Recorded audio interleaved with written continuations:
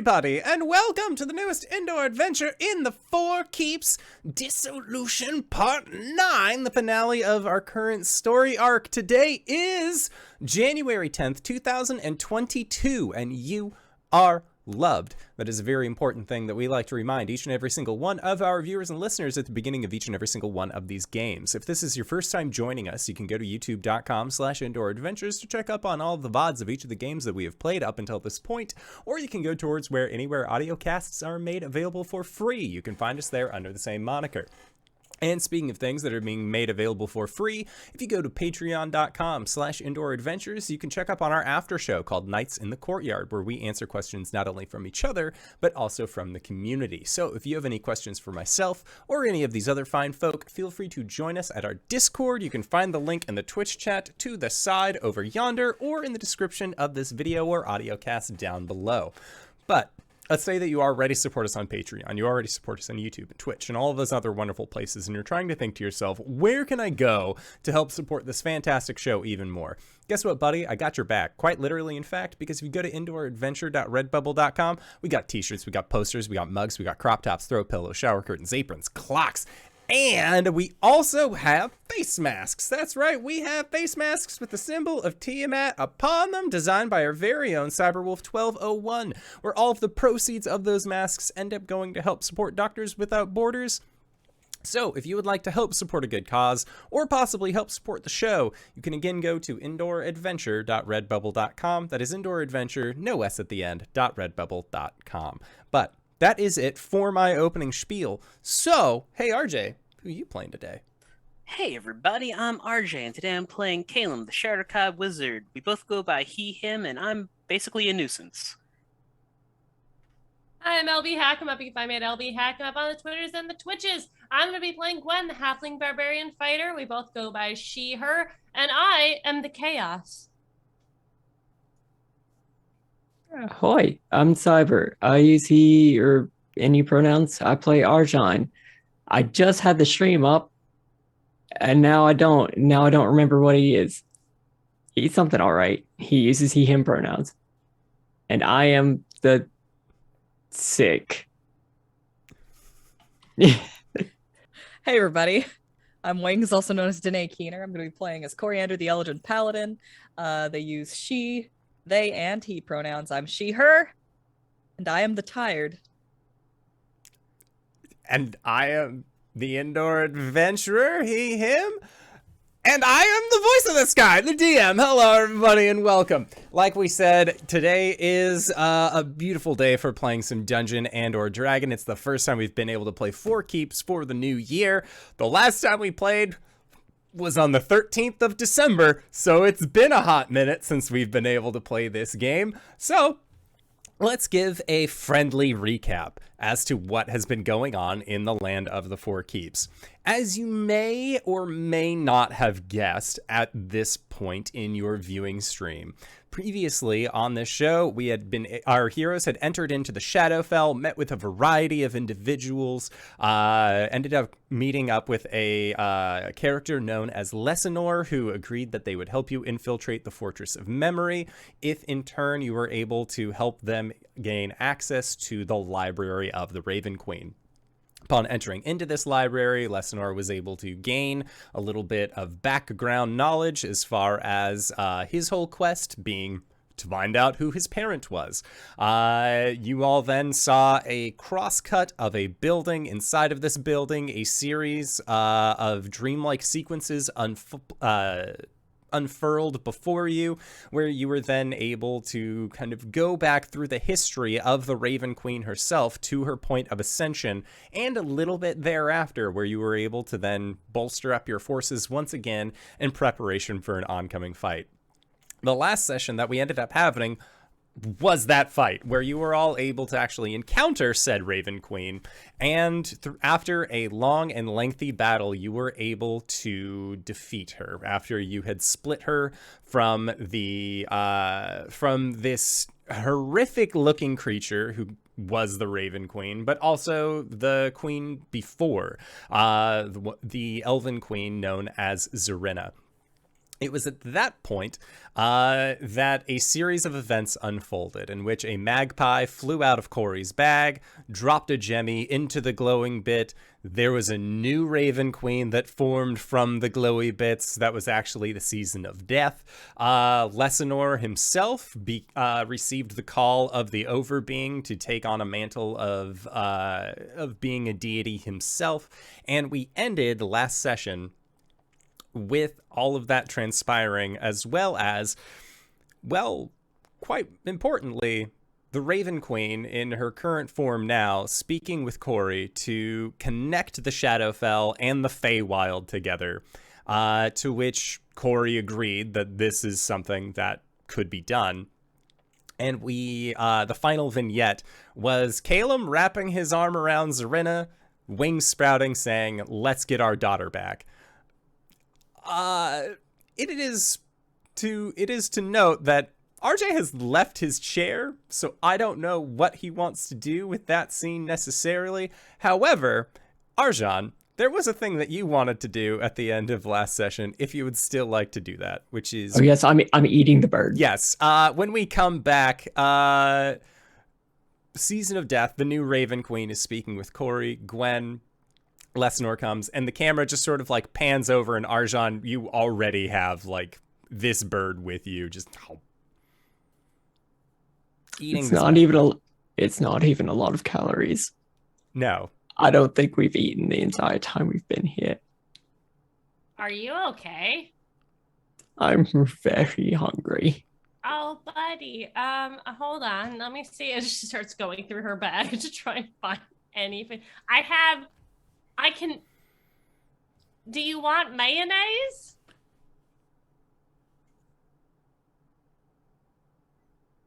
There's there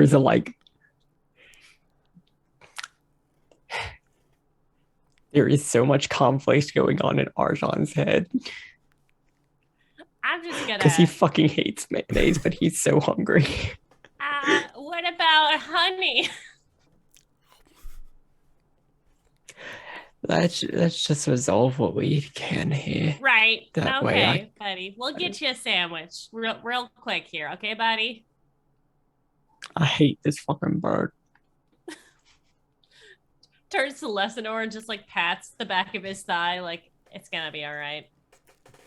Lesanor is in the process of writing himself. As you all will remember, he got into a little bit of a terse disagreement with the deity of darkness, Shar, that left him feeling a little tender. But his wounds have begun to heal on their own. And when you start patting his thigh, saying, like, I'm pretty sure he'll be okay, Lesanor nods to you and says, I told you. You all helped me find out what I needed to do, so I'm glad that things worked out the way that they did. Yeah, me too. I'm glad, you didn't die. That's a big thing, so congrats. We killed a god, kinda. And I'm gonna call it yes, a god. We killed a god. Sure. No, we killed a god. We killed half a god. You brought it to its knee, for sure. And honestly, if it wasn't for your wizard friend who seems to be caught in stasis over there, I think things would have been a little bit worse for wear. Oh yeah, he does that. He's fine. I'm sure they have a lot to talk about. We'll give them that privacy. Yeah. He's with Zarina, the shield girl. Okay. Yeah. Shield girl was shown in in one of the glass panes. But as far as where she is currently, shrug. Yeah. Cori, are you okay? I'm all right. You did good, kid. Thank you. It wasn't all me. Just sort of points at Season of Death. What did I call you? And she looks at you. Says, you can call me sister, or the Raven Queen suits me fine. All right. It is who I am, after all. Wait, Cori gets to be a god? No, I want to be a god. Bullshit. Yeah, and as you are looking, and now that you are able to get a much better look at this new Raven Queen, they are the spitting image of Cori, although they do have that blue face paint that had been given to them during your fight with the Dyson. But where Cori's arm is more, again, like mechanical, it was made by her father. Looking down, you can see that this new Raven Queen is also missing the same arm, but rather than it being mechanical, it looks like it is made of interwoven sticks and brush, almost like it is a nest that has been turned into an arm. I think technically Cori's 2 gods. Fucking okay. I have a question for you, Arjhan. Do we know how Eldrin like procreate? Because she's made like 2 different Eldrin, kinda.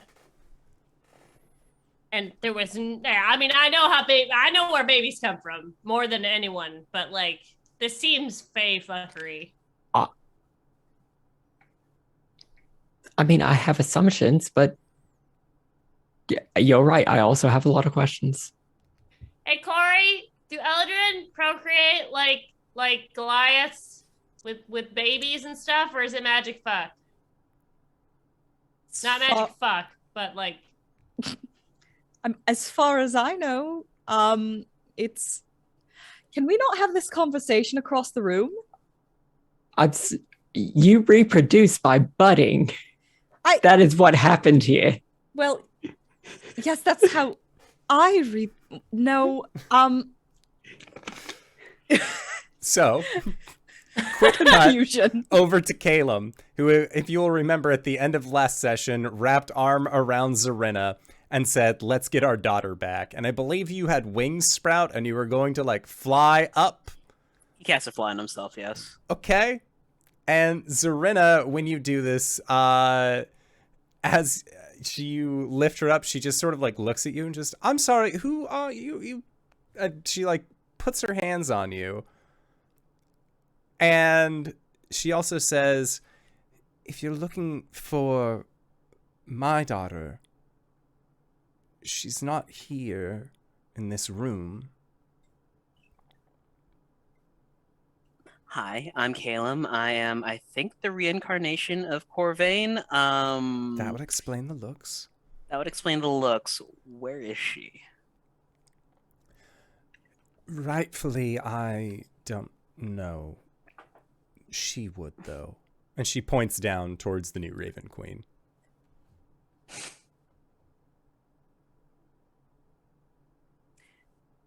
May I fly you down there? She nods. Respectfully ferries her down there. And you can see that Zarina looks exhausted at this point. You're guessing that throughout this combat, one, she just had her soul, the fractured parts of it that it was, just surgically removed via magic. And then she got turned into a marble for a hot second and maybe hasn't been getting great rest in the meantime. But when you land and drop her off, she still tells you thank you. And you see that she takes a longer look at you now that she is able to. And she sort of nods and says, "You do look like his spitting image." And the Raven Queen turns towards you. And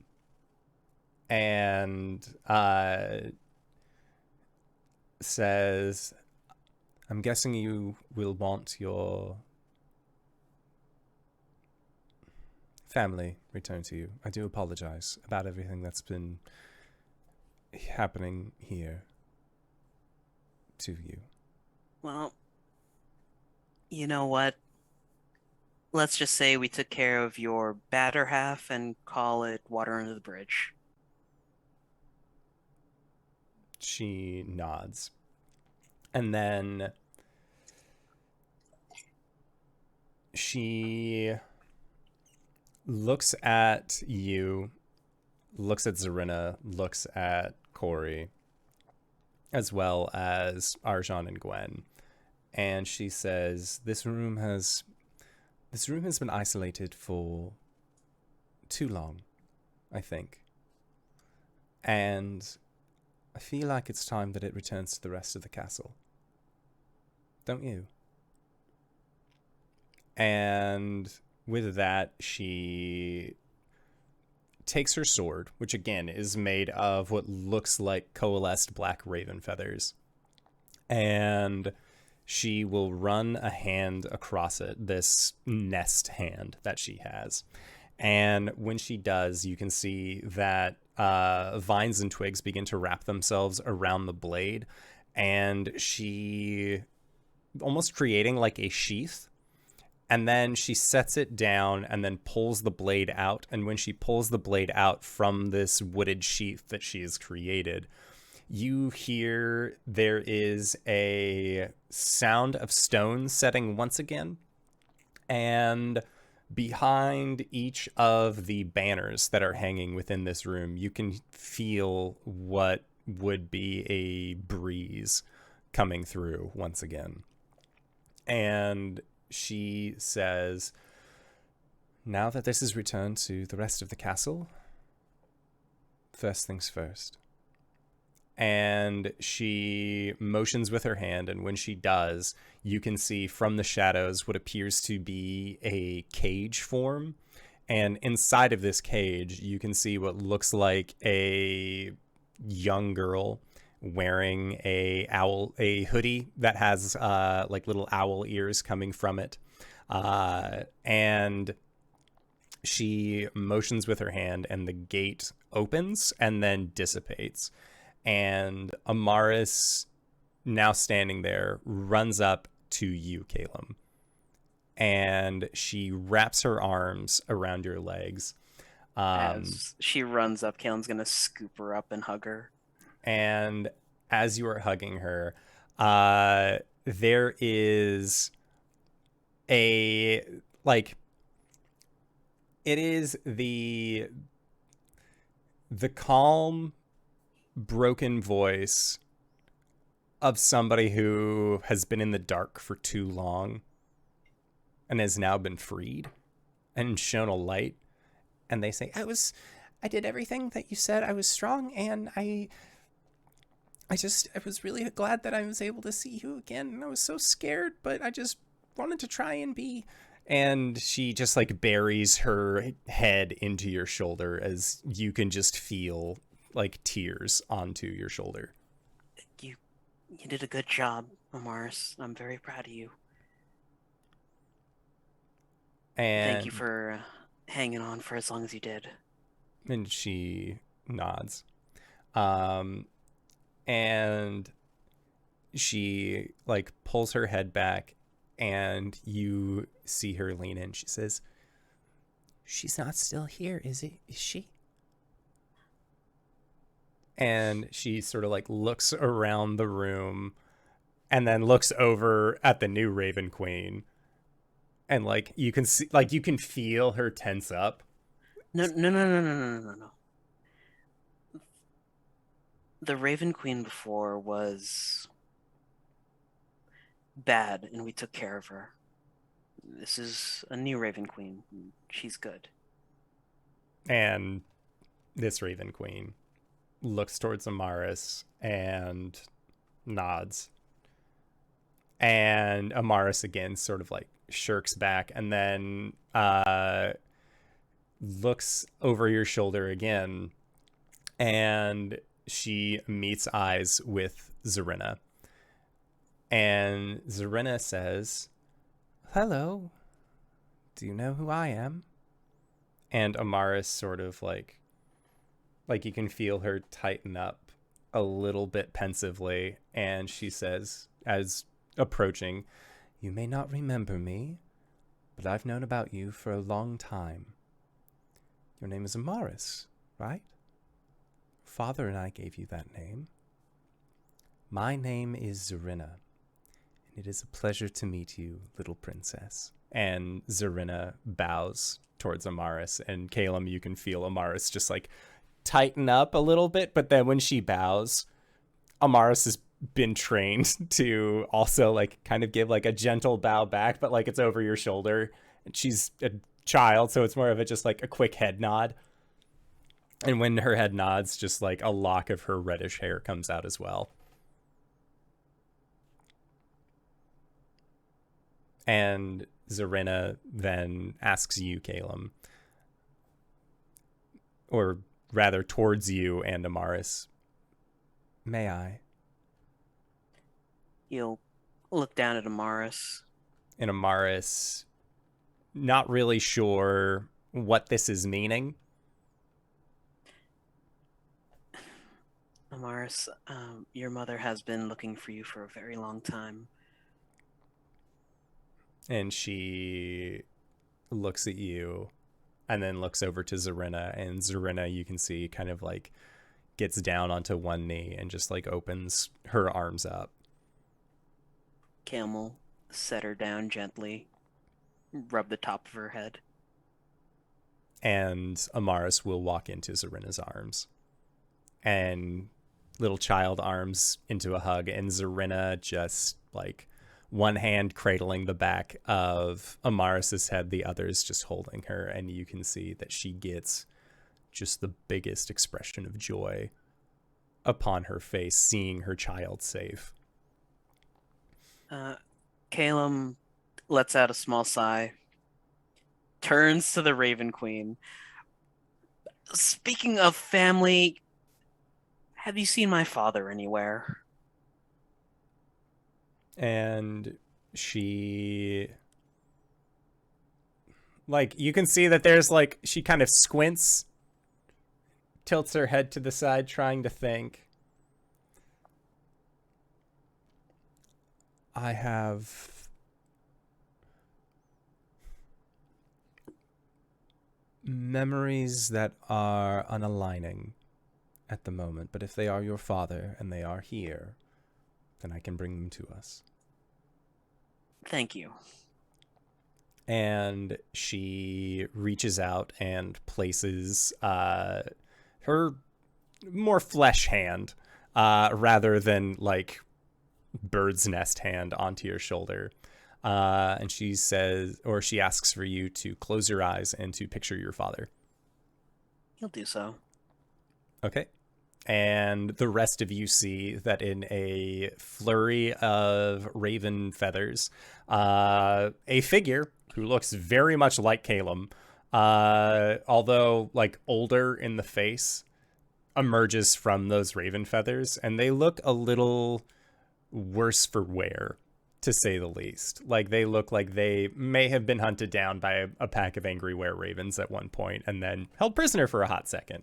But he's doing fine. He's doing super great at this point. Caelum will walk over hurriedly, like just put a hand on his father's shoulder, check him over. I'm fine. I'm fine. I'm just what's happening? I'm assuming if you're here, you came after all, which is good. So to keep things succinct, we did some research in our plane of existence, found a way to separate the two souls residing in the Raven Queen, one good, one bad. We kicked the bad one's ass, and presto changeo, we have a new Raven Queen. By the way, that's Zarina, the original Raven Queen. I am familiar with who she is, yes. And he looks at you and then takes note of Cori, Gwen, and Arjhan. And those must be your friends. Yeah. You have a strong family. Yeah. And quickly he puts an arm around you and pulls you in, and he says, I'm proud of you. And he puts his and he just like puts his hand on the back of your head to like scratch at your head kind of, and just like gives you a huge hug. As Caelum's father's hugging him, he just tenses for a moment because this has never happened before. Then the head scratch happens. A few more seconds, and then he relaxes. You did the impossible. You and them. You know, it's amazing what this group can get up to if we put our minds to it. And he nods, and you can see that he looks like he's holding something back. And he says, but if you're all here, and she has righted herself, then I'm afraid that this will be our last encounter. Wait, what do you mean? The flows, where you found me, was the space between life and death, between reincarnation. I stopped myself there to ensure that my queen would survive once again. Caelum immediately understands, and he will give his father a very long hug. And he continues to hug you. And the rest of you see that while Caelum's father is giving him this long embrace, that he steadily begins to lose his opacity. He becomes more and more see-through. And he says, in the future, there will be Shadar-kai children again, but no, none of them will ever be as brilliant as you. And he gives you a light kiss on the forehead. And as he does, you feel your arms pass through. And he's gone.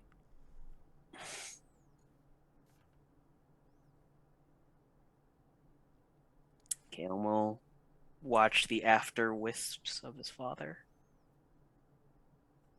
And you see those wisps, the same kind of... It's not as thick black as you've seen when the other Shadar-kai die, but you see them sort of rise up, and then they float over towards the Raven Queen, and she extends her arm out as if she is alighting it for an avian, and when she does, that spirit travels into the nest within her arm.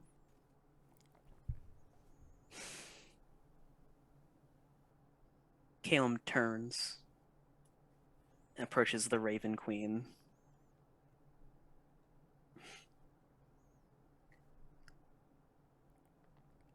May I have a few words with you? She nods.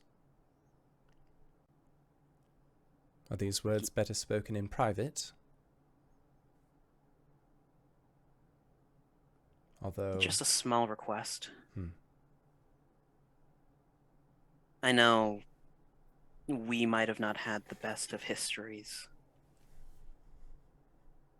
but you do come from some, turning to Cori, good seeds. I'd like to make a request. When it's my time, just like Corvain and just like my father, will you guide me home? And she nods and says, I will do my best to bring you here. You will always have a home. He gives her a low bow and then walks out the room. Okay. So, Caelum, you walk out the room. And at this point, the Raven Queen turns towards Cori and approaches you and says, And that's why there aren't that many Eldrin children. Oh, yes? Were you saying that to Gwen and Arjhan? She's got charts with like the There's like a years, blackboard that Lessinor found, like seasons, family trees. It was a long-winded explanation. Gwen is just staring off into the distance, trying to comprehend all of it. Arjhan, sleep as fuck. Oh, buddy. Like she looks down, sees like the long, like, 1,000-yard stare on Gwen's face, and says, "Yes, they bang." Okay, well, you could have just said that. I know more about this. I mean, there's more to the What story did the than just seasons have that. to do- There's They there's do- courting and arrangements and Oh, I know marriage. about that too. at this point, that's when Raven Queen shows up. And she says a word. Oh, yes, of course. And then once the two of you are more separated from the group, she looks at you, and it is very strange seeing your own reflection, like mouth moving, like it is like a 1-for-1 thing, but it is just rather uncanny. And she says, I have memory of 2 lives, the one we shared and the other one that created this place. You have given me perspective, sister, and it is because of you that my people, our people, will remember their freedom. My library is nothing without devotion and dedication. To steal away the spirits of those that would worship me and force their servitude is not the work of a deity, but something else entirely. On this day, I will restore my followers, and with your permission, return them to the wheel. You have it. You have my thanks. If you would have my advice as well. Of course. You were born of deception, so let you never be deceived. Always be vigilant for the Lady of Shadows.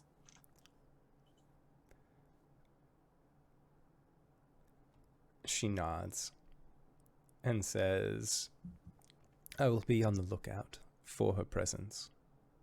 Mm-hmm. Being that she is, in part, my mother, I will have a better understanding, a better knowledge of when she shows up than most.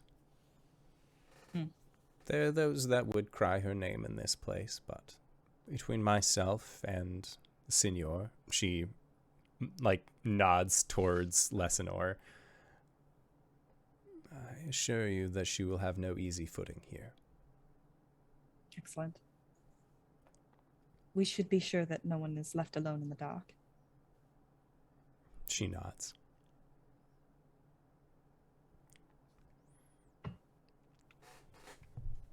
Now, what do you need from me? And she inhales and says, as long as we are connected, we both exist for, well, in tandem, really. So what I need from you is to maintain the mantle that you have taken. In a way, I am your shadow. And a shadow is always cast from something, someone. Shine as brilliantly as you can.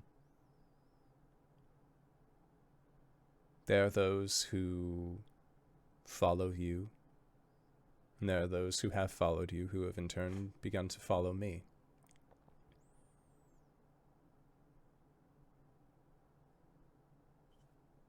I see. So as far as what I need from you, what I require,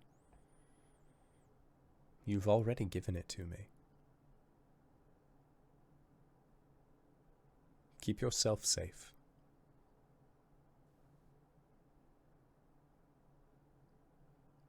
And if at any point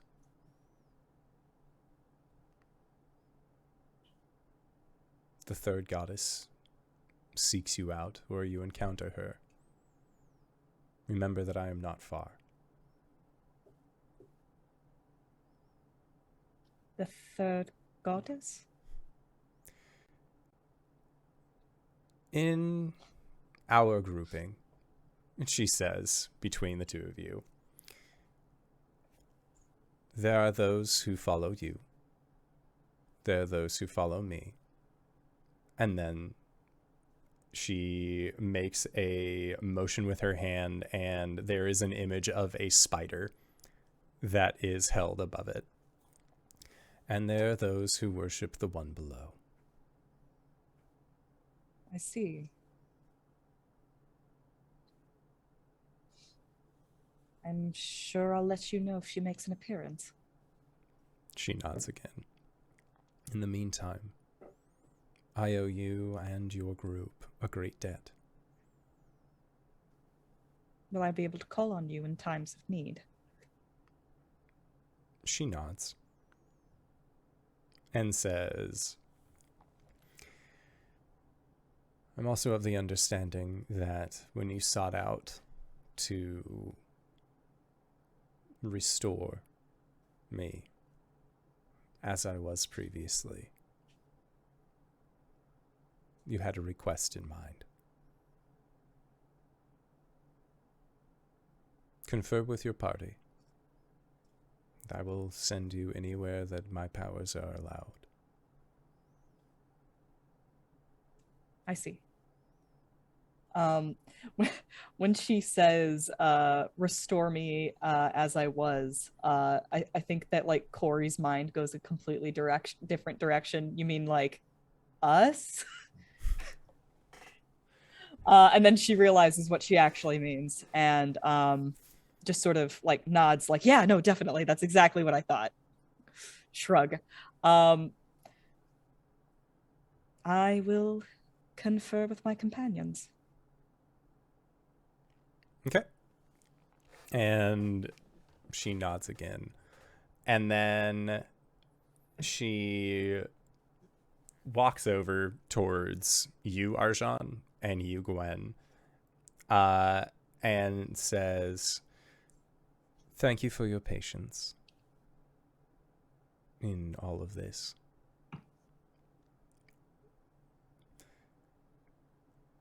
We have rooms available here that we can make to your liking should you need, as well as there is quite a bit of funds still in the coffers here that we have no real use for.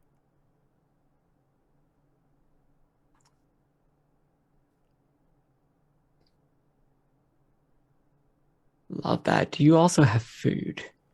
Yes. And she nods and says, yes, we have food. I represent a people's, a Goliath tribe, the Tread Thunder clan. We, She's away. follow you. Okay, yeah, okay. So I just, want it to be known that, we helped out with this, and there's this Goliath that lives here that is helping to put my people to rest when they arrive. If you could show him some kindness and maybe help him out a little bit. He seems like he's a little lost. She nods. This I can do. And if it's not too much to ask, maybe a token that I can bring back to my people. And you see Cori's smile on the Raven Queen's face when you say this. And she asks, what manner of token are you looking for? Tiny terror.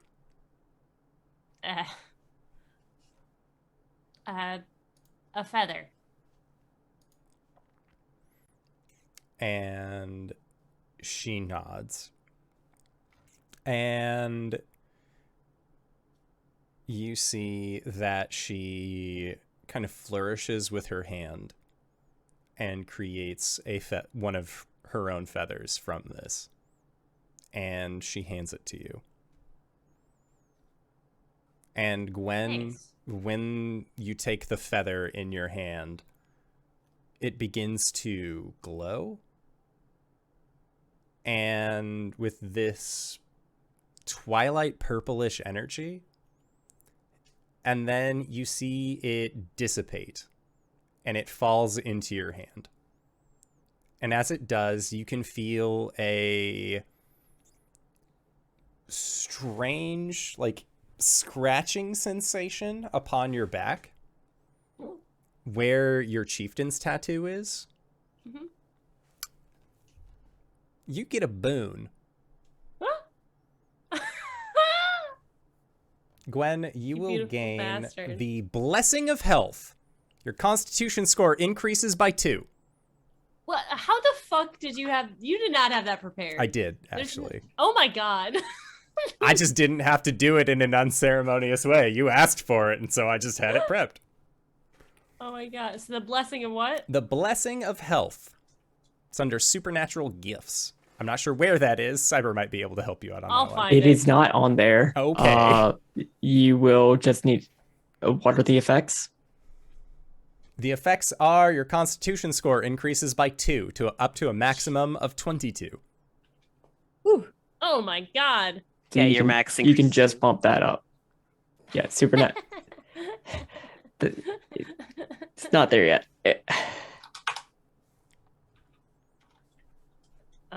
I will just do that. Thanks. Holy shit. What changes on the tattoo, if I may ask? So basically where you have the outer borders, there are basically like feathers that are hanging from it. Oh shit. Wow. Thank you. That's incredibly kind of you.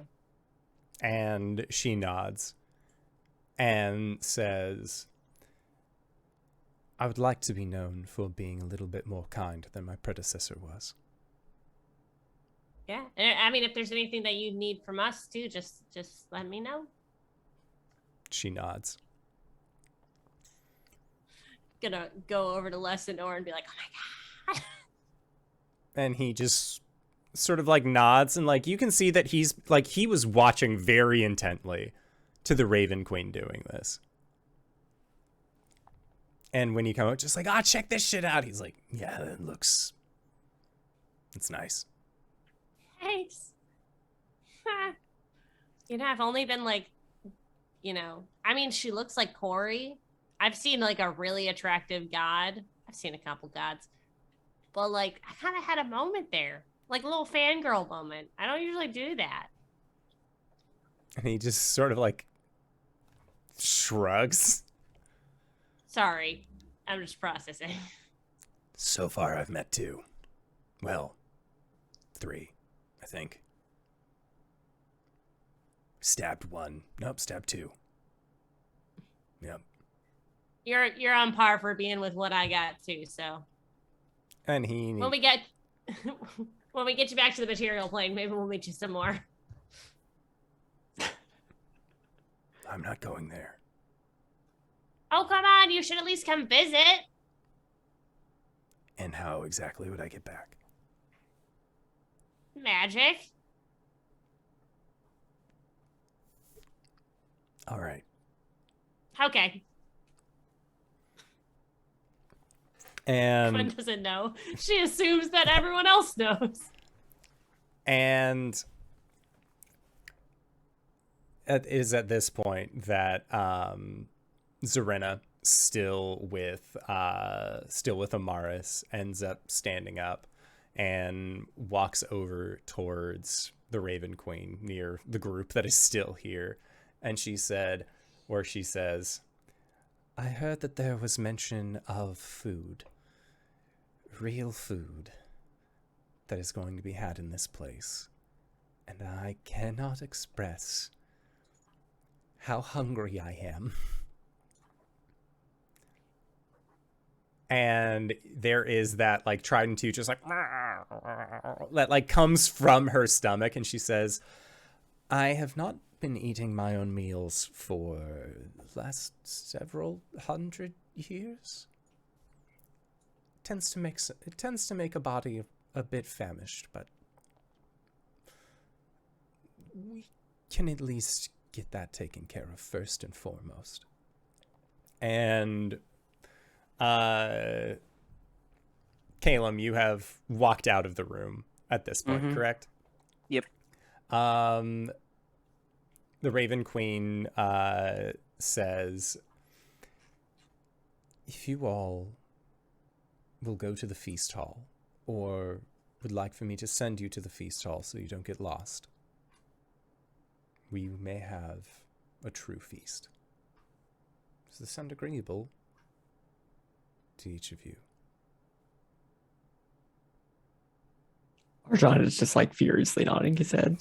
Like he like tosses the like feet of the magpie up to the side, like Oh no, he ate those two. oh god, so hungry. And at that, there is another flourish of the hand from the Raven Queen, and you are no longer in the chamber that has all of the strange mannequin-like dolls of each of the different, of all of these shapeless Shadarkai. Instead, you are taken to what looks like a rather run-down feast hall. It does not look that great while she's here, and she sort of looks around and just, well, this won't do. And then kind of like squats down to look to you at eye level, Gwen. Do you have a mug? Yes, I have a mug. I have plenty of mugs. Do you want wine? I can make wine. An empty or mug. beer. Oh, yeah, hold on. Pulls out just a regular Just a tankard. hoof mug. Okay. And you see she looks at it and sort of smiles. And she raises the tankard over her head and then slams it down onto the table. And when she does, you see the dilapidated banners restitch themselves to look like they are proud.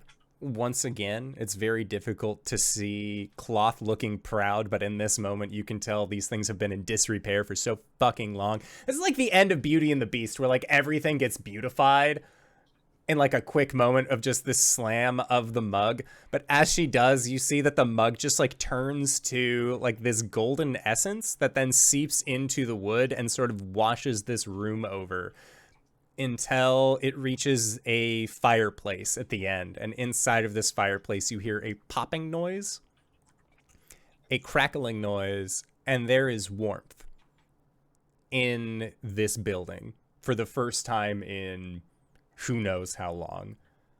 There are chairs, there are plates with meals that are just like stacked full, and it actually they each have a like a metal cover over them, and she motions and says, think of the best meal that you've ever had. I at least owe you that. Or the meal that you wish you had right now. Mom stew. And Gwen, you say mom stew, and you reveal what is underneath your medal, and there is just a big bowl of piping hot stew. She's like, big spoon, and just starts shoveling. Mm-hmm. Caelum, walking away from this place, you see, like, what is your trajectory? Where are you walking at this point? It is pretty aimless at this point, Okay. but he just makes a hard left in the hallway and just continues to walk. Okay. Roll a D100 for me. Happens to walk into the feasting hall. God damn it. Oh, 10. A 10. So at this point, you do not walk into the feasting hall. However, you see as you enter down a hallway, at the end of the hallway is an armored individual that you partially recognize, in that Cori kicked them down a flight of stairs 2 sessions ago. And the head sort of turns a little bit, and you see them reach up to the sides of their helmet and then pull the helmet off, and you see a Shadarkai woman, a scar kind of like stretching upwards from her upper lip, short cropped hair into more of like a bob, and she looks over towards you, and she has this like, there's a recognition from her to you, and she says, "Sorry for trying to stop you earlier." On behalf of my friend, sorry for kicking you down a stairwell. And she, like, you see that there is a smile on her face, and she says, "The life of a pursuer is full of its ups and downs, as it were." Or was the ballista when we needed it?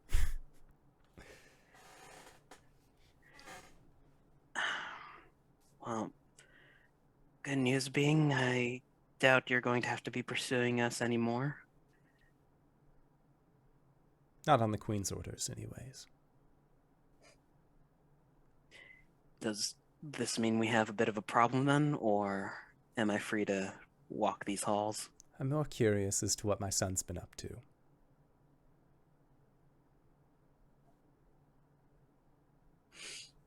What were the events that brought you here? Brought you back?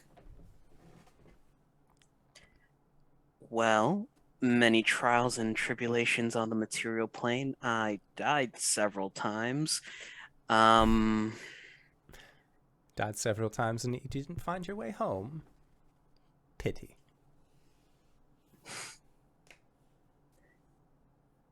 Kind of hard to when your soul's been ripped out of you.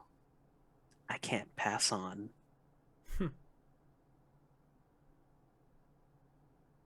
Interesting. Now, excuse me, I have to go grieve. Someone I care for is no longer with us.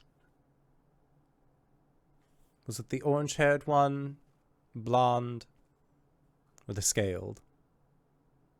Or was it that half-elf looking fellow? He thought he was being sneaky. You know him well, it's your husband. Oh. To me, he's been dead for years. Great. So we can be on our merry way then. I suppose. Good seeing you, Mother. You look like him, you know.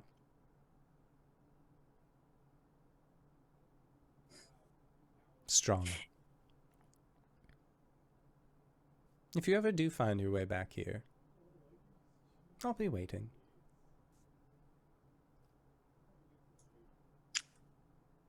Caelum continues down the corridor, and once he's out of earshot, he just mutters, "Don't hold your breath." Sure.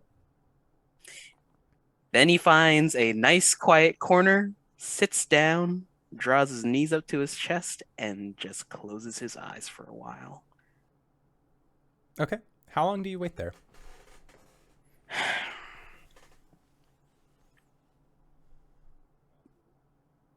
30 minutes to an hour. Realizing, oh shit, I left everyone, didn't I? After about 30 minutes, you hear what sounds like the fluttering of wings directly in front of you.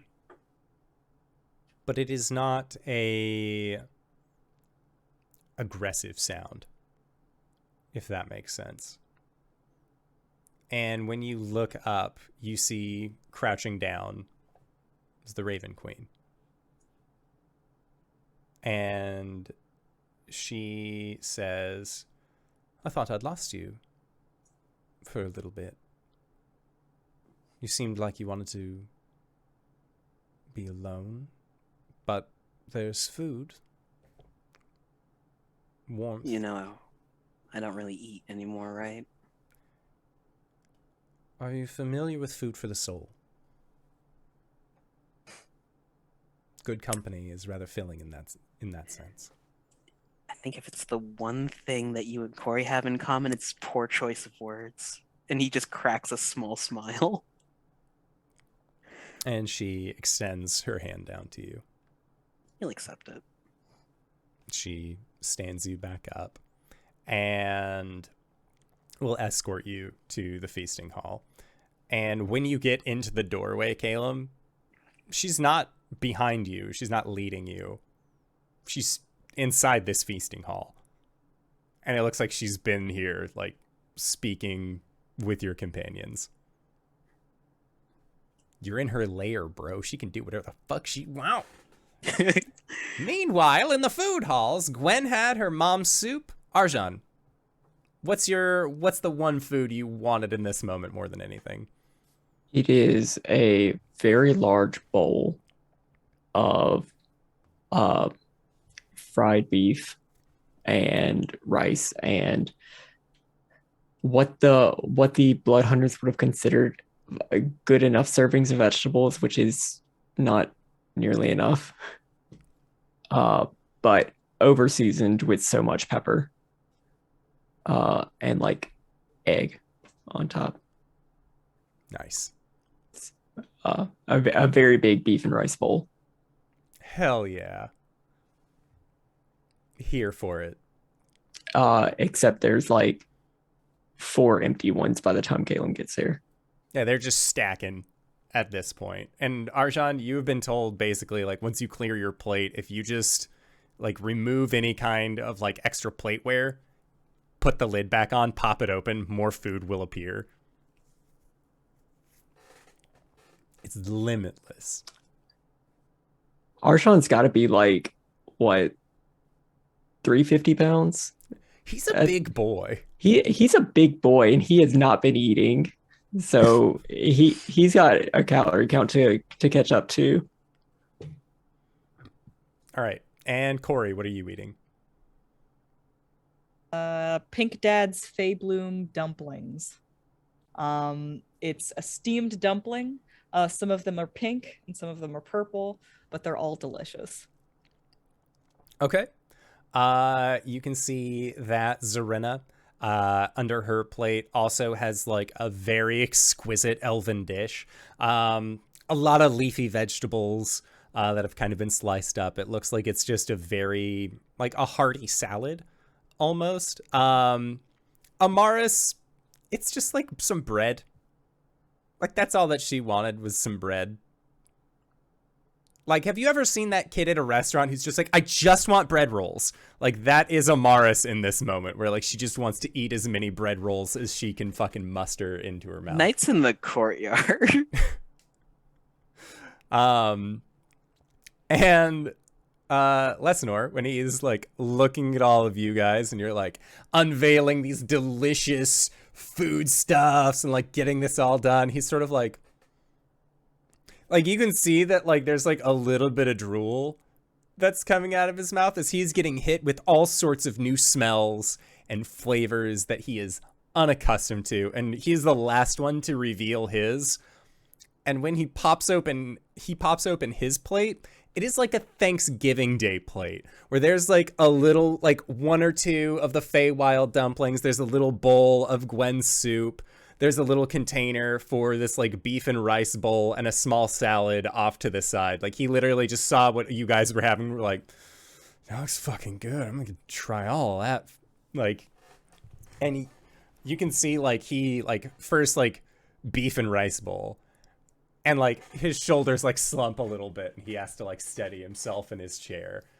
He takes some salad, eats it, and like you can see, he's sort of like, no, salad is not for me. Not a huge fan. Like, I've had salad before. This was just a brighter color salad. I'm not really into it.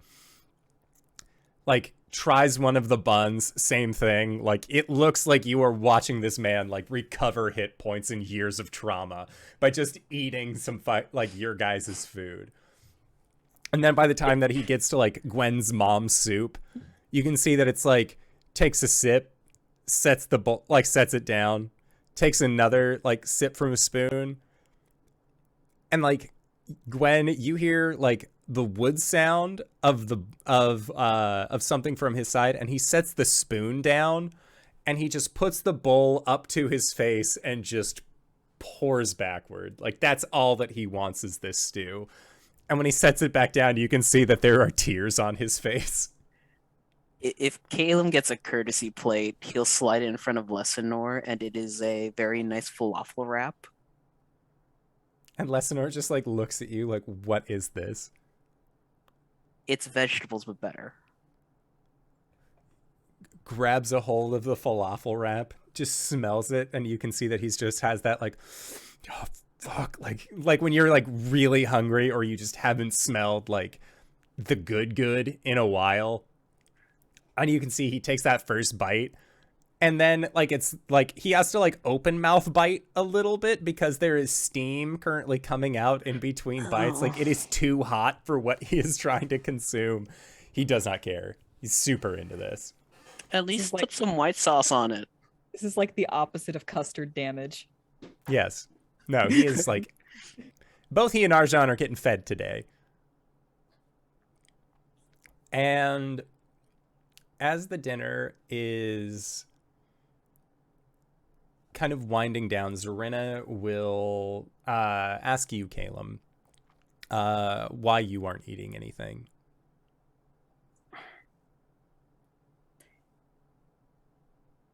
During my travels, I was captured by someone who was supposed to take care of me, and they extracted my soul. Bit of a lich now. And you can see that like Amaris is still just like nom, nom, nom, nom, nom, nom, like just like eating this, not paying attention. And Zarina, Caelum gets a napkin and leans over and just dabs the side of Amaris's mouth. and Zarina, you see her like the creases appear in the center of her forehead as she gets a look of consternation. And she looks at you and says, if there was a way to fix this, would you want to?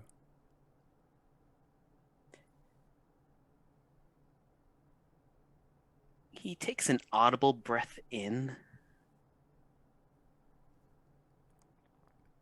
If there is a way, yes.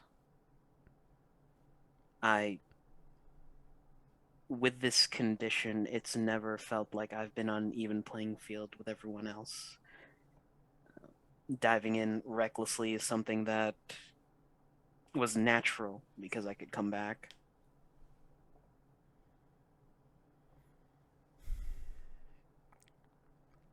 And she nods and says, with some rest,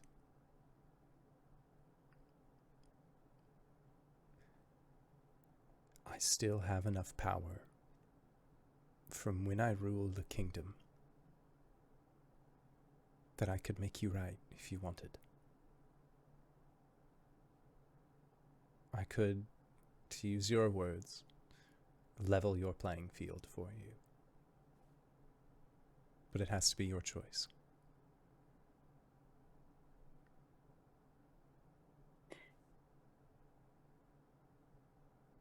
Let me think about it. Of course. Oh. I don't know when to bring this up because it's a very sensitive topic, but during that fight with Bad Raven Queen, I had to stuff Corvain's body in my portable hole. And you see that she kind of like sits up and then like leans in to whisper, "Is he still there?" Yes. Well, the problem was he was leaking negative energy that was making healing really weird. Okay.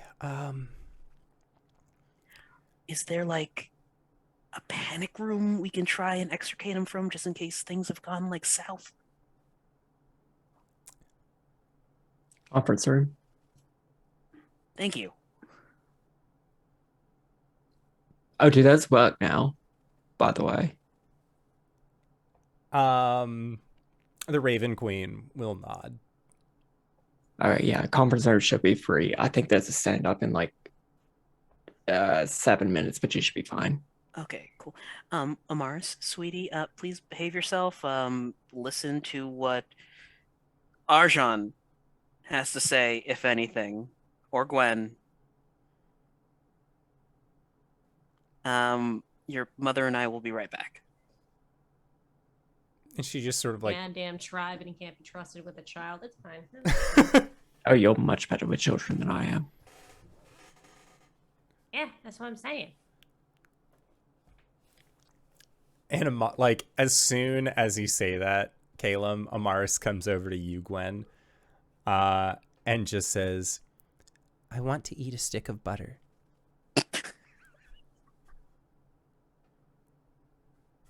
You want a deep fried? Her eyes get big. And she looks over at like one of the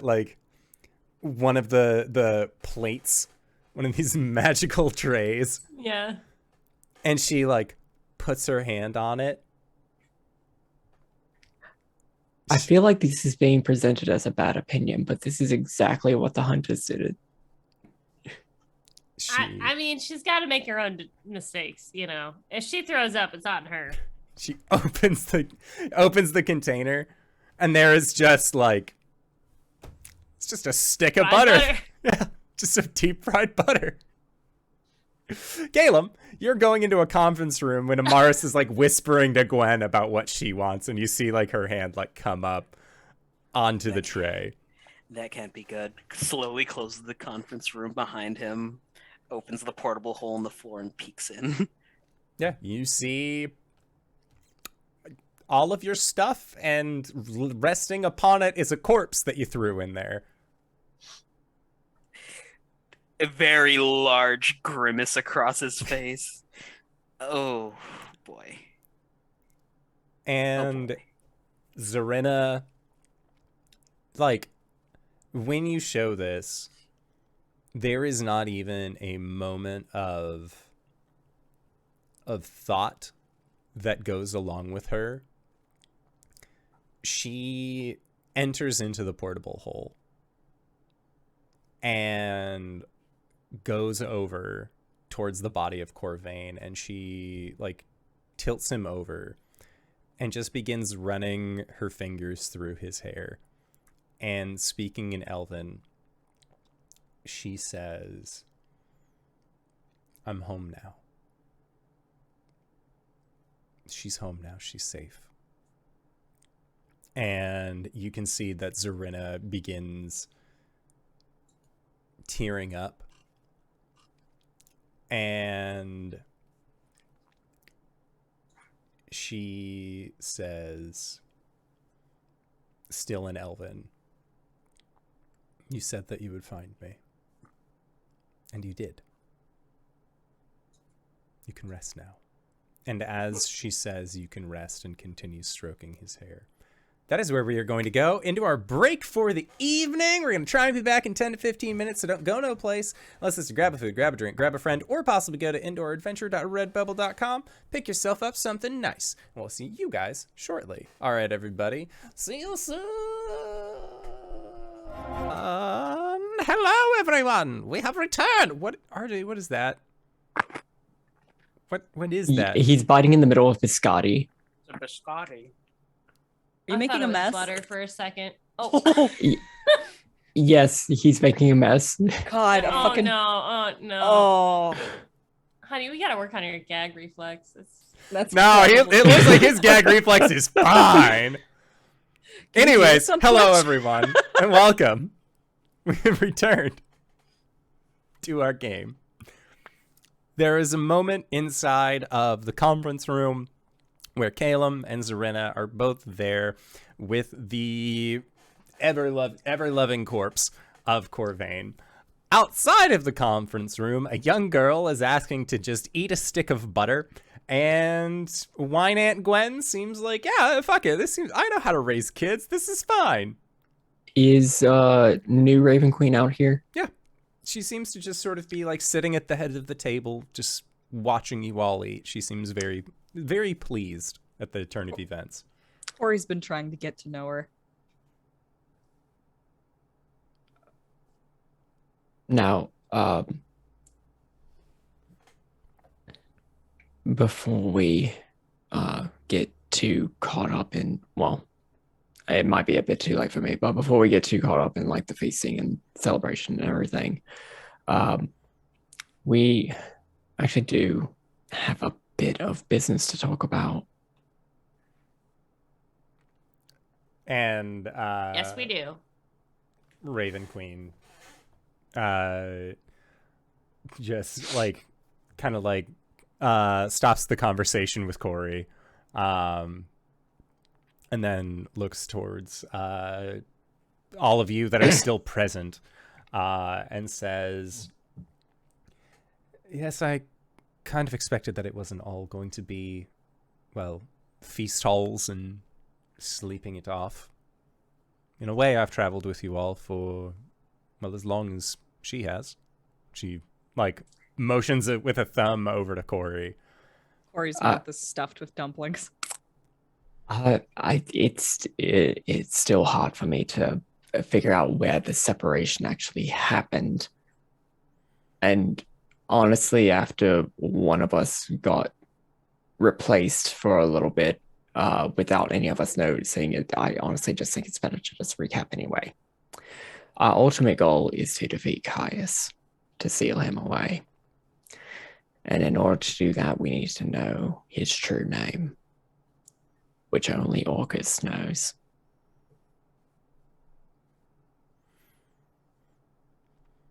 Which means we'll be paying him a visit. She nods. He is... The Demon Prince of Undeath is certainly one individual who I owe an unkindness towards, to say the least. His followers are the reason why she makes a motion with her hand. All of this happened. I'm well aware. Some of his followers still exist here in the Shadowfell, but are hidden from me, which is also fantastic, to say the least. So you can imagine that I do not think highly of him. However, if you are looking to speak with him, you will have to make your way to the Abyss. Or present him something that he could not possibly turn down. And even then, inviting someone such as him into an even footing. He is crafty, as well as powerful. I would recommend highly against that. But if you are seeking to traverse the Abyss, that is something that I would at least be able to open a door for. Send you there. Does it have to be from here? It does not. Okay. If you would prefer to go back to the material plane, I can also place you wherever you would like there. Would you mind if I script change and not start this conversation until Caelum and Yeah, for sure. Serena are back. Got like an hour of feasting. And yeah, so Caelum, I would say like during this feasting, while you're all still sitting here, Lesinor, who had been sitting next to you, Arjhan, like just big old tummy now that he is eaten his fill, just says,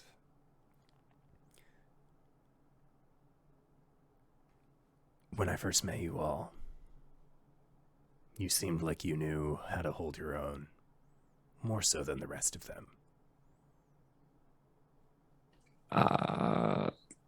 Thank you. Thank you. And he like looks over towards Gwen and then just like looks back towards you, Arjhan. When I left Toramon, I didn't have very much with me. But one of the things that I did take with me was something I want you to have. And he reaches into his bandolier of knives, and he pulls one out that you actually saw him stow away back when you were at one of his private caches. And he hands it over to you. And Arjhan, as you kind of like unsheath the dagger, you can see that it is made of I believe, just want to check. This is a dragon's tooth that has been fashioned into a dagger.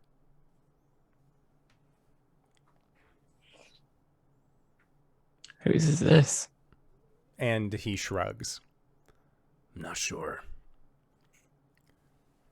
When Toramon first came to this place, there were still dragons on the material plane, for the most part. There were rifts in the skies, sure, and we started seeing them go one by one. But they had left us a few trinkets every now and then.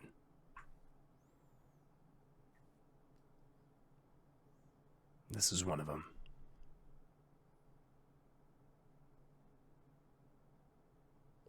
From what I know,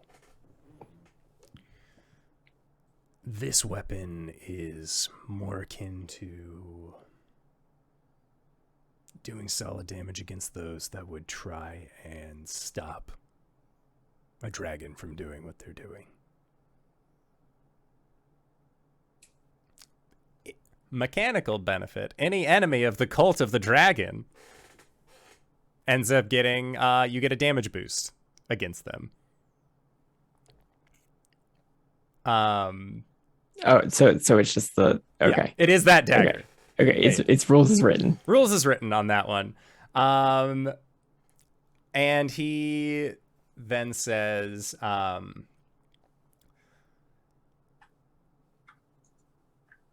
but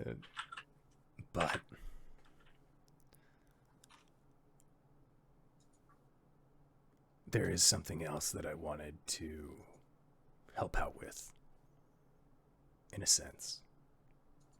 I think I understand the gist of it from watching that one over there. And he sort of like makes a thumbing motion towards the Queen of Ravens. And he asks, would you accept another gift? One shadow to another.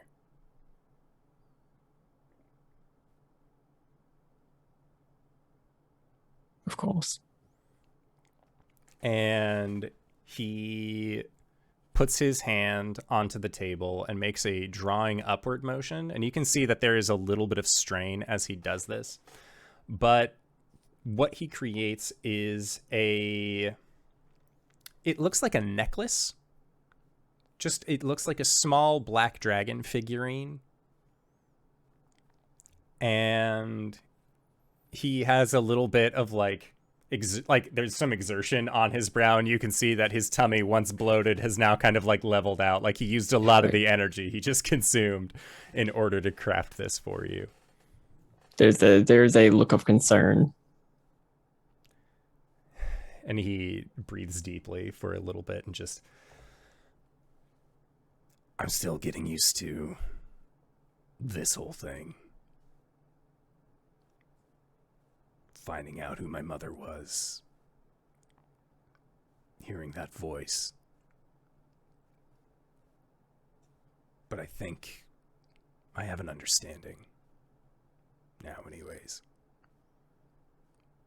I'd like to help.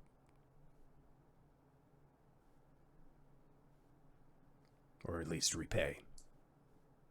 As you all have given me a much different outlook on things, I would say.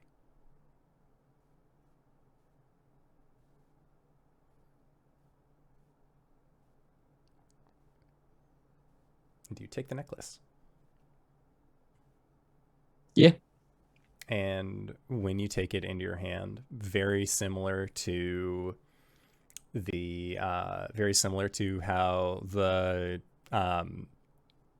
feather that was given to Gwen seemed to dissipate. You watch as this necklace kind of seems to melt into shadows that then wreath around your hand, and you can feel any of the wounds that you sustained during the last battle beginning to start knitting themselves together as you gain the boon of wound closure. So basically you are always wearing the parapet of health. Parapet of health or parapet of wound closure? Let me just check. It is parapet of wound closure.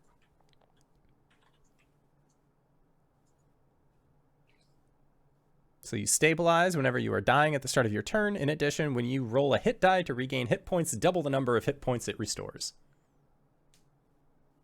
Okay.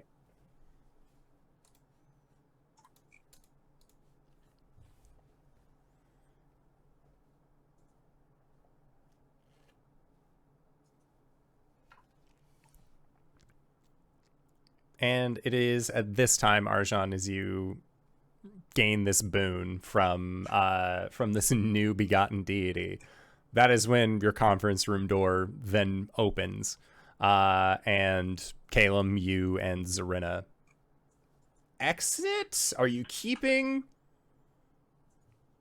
Corvain inside of the thing? Inside of your home?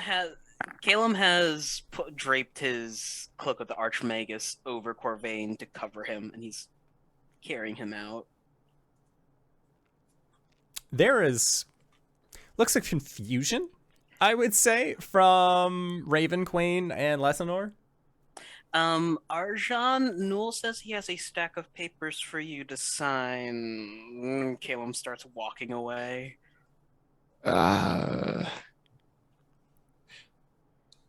Starts the conversation about Orcus. Okay. Conversation about Orcus. And then she asks where you all would like to get deposited on the material plane, if not going directly to the abyss. Oh, I do have a spell circle for Olivia's ship, and we could check in on them and see what they're doing. I do need to deliver something to my home at some point. Yeah, so Goliath tribe, do that delivery, pop over. I'll send a sending to Olivia when we get there.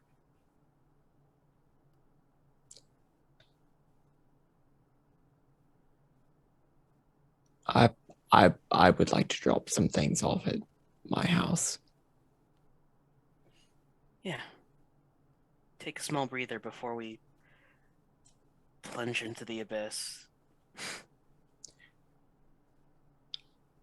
Which brings me to my original question, I guess.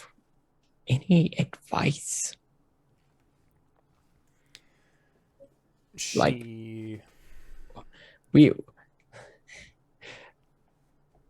I don't suspect that the four of us walking into a land of undeath and everything would be particularly healthy for any of us. I mean, we kind of already did that, right? And look how great it turned out. True.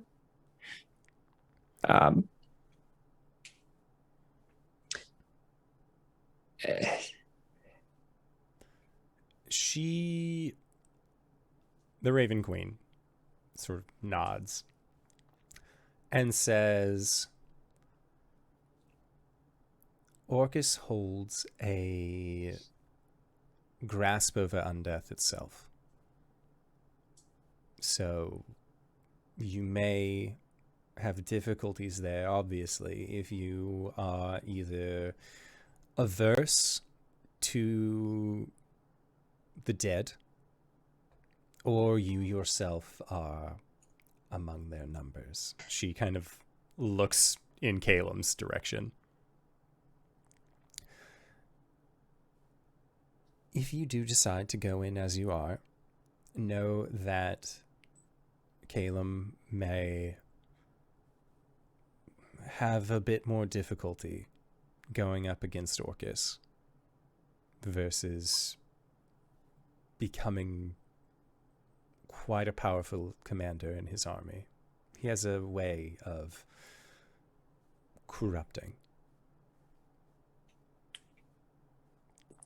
Right. Is there anything I can do to counteract that? We have a thing. You'll turn to Zarena when you're up for it. She nods. And at this point... Do I have your doll? Yes. Yeah, Arjhan will just go, oh. He'll reach in. It's like hand Annabelle over to you. Thanks. God, we have such a weird inventory. And the Raven Queen says, as far as if there is anything that you can do,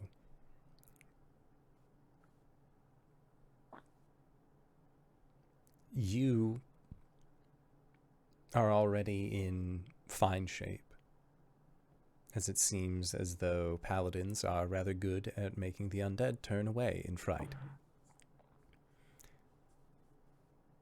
As far as protecting oneself against damage, possibly armors, any kind of potion will be helpful.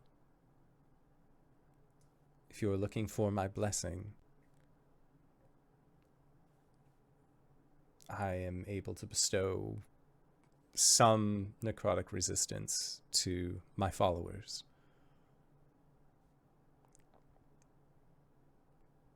However, there's not much I can do to bestow that outside of items. And she will kind of like looks around the table and says, there are two of you here that will have difficulty. This is certain. And she looks towards you, Arjhan, and she looks towards Gwen. And she says, I am able to create something for two of you. Would you prefer the ability to potentially force Orcus to fight against his own magics? Or would you prefer protections against his preferred method of damage?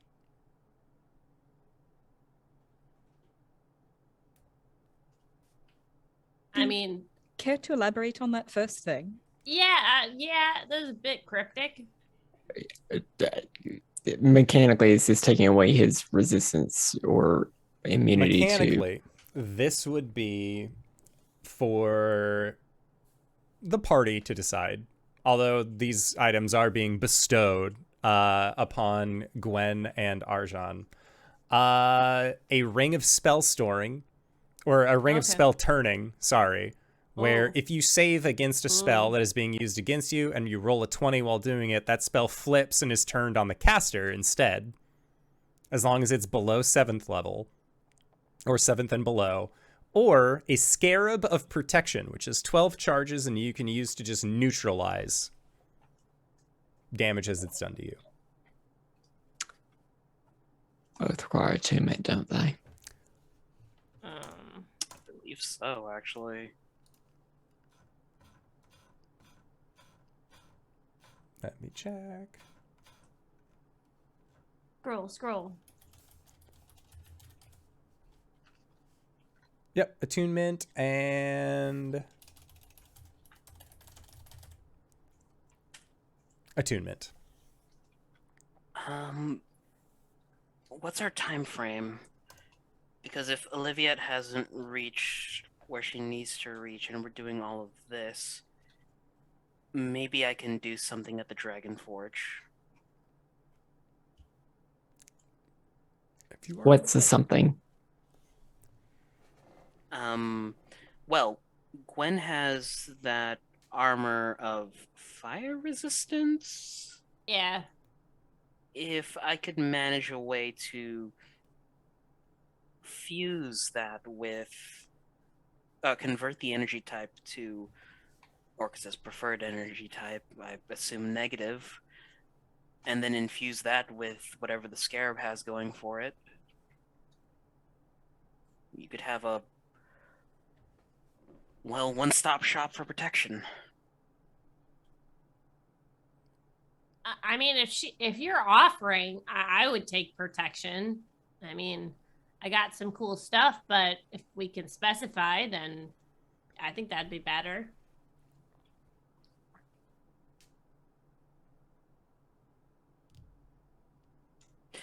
And Simon, you wanted me to roll something? Oh, that was so for crafting legendary items, it does take a while for you to be able to craft things. So like keep in mind that you're basically like, I want to augment a legendary item with a bunch of extra stuff. It's gonna take you a hot minute. So if you did want to do that, just be prepared that it will take some time. Put it in the Feywild. Put me in the Feywild. I could work with Pink Dad.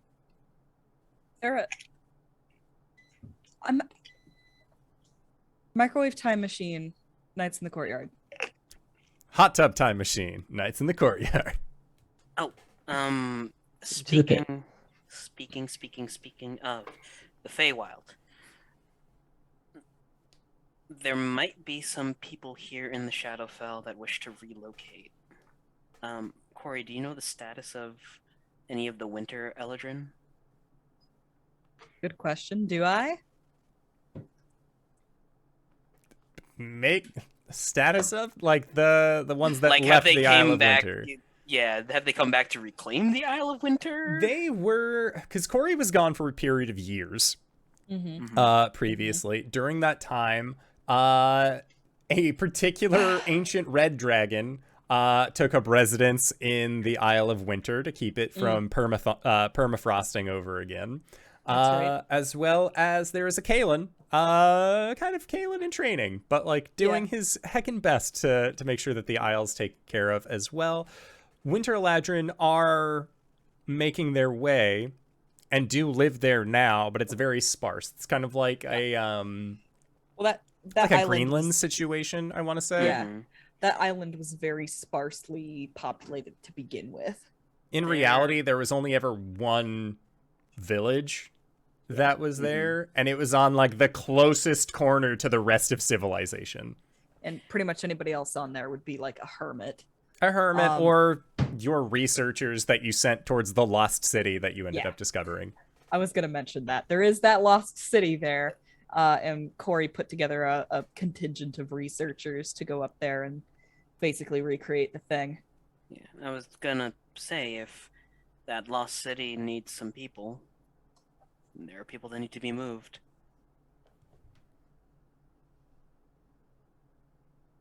It's a good point. That city is kind of in ruins and has been cordoned off for research, but there are resources available to them. We'll make sure anybody who wants to be relocated to the Feywild has those options available to them. And Cypress shimmies back into reality, but not the son of Cori and Caelum, but somebody else. A variant. A variant. It's just an alligator wearing a cypress hat. Amazing. Leo, look, there's a Dairy Queen, Leo. The little cypress glasses. No, that's it. I have nothing to say.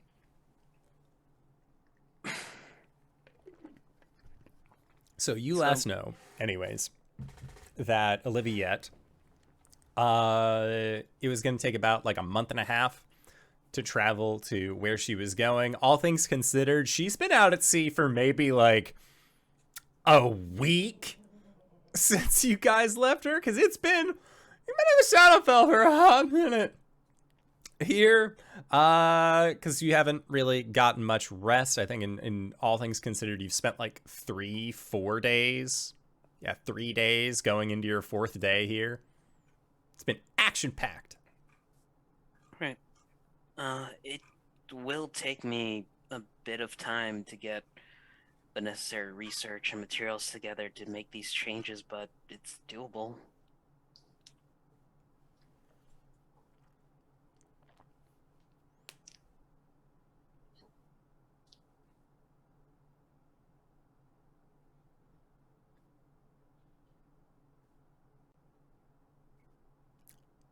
Yeah, it's a good idea. I think. It's doable, but is it like X amount of time until Olivia gets to the middle of the ocean where this thing is, or where the MacGuffin is? Doable. Get to the Feywild. I'd have a little bit more time at the very least. We can't guarantee that it's going to line up like that unless we go to the Judges 3.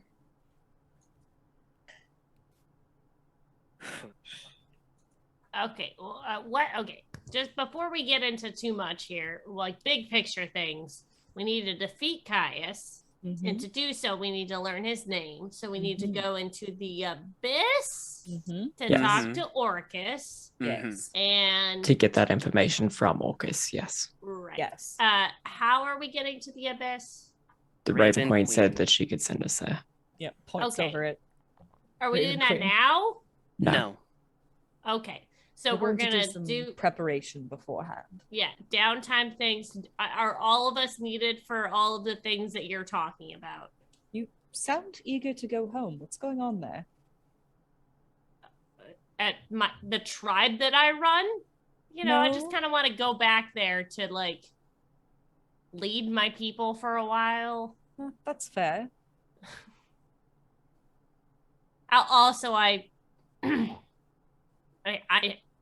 I have to deliver something to my niece. And there's the whole thing with there my it soul. is.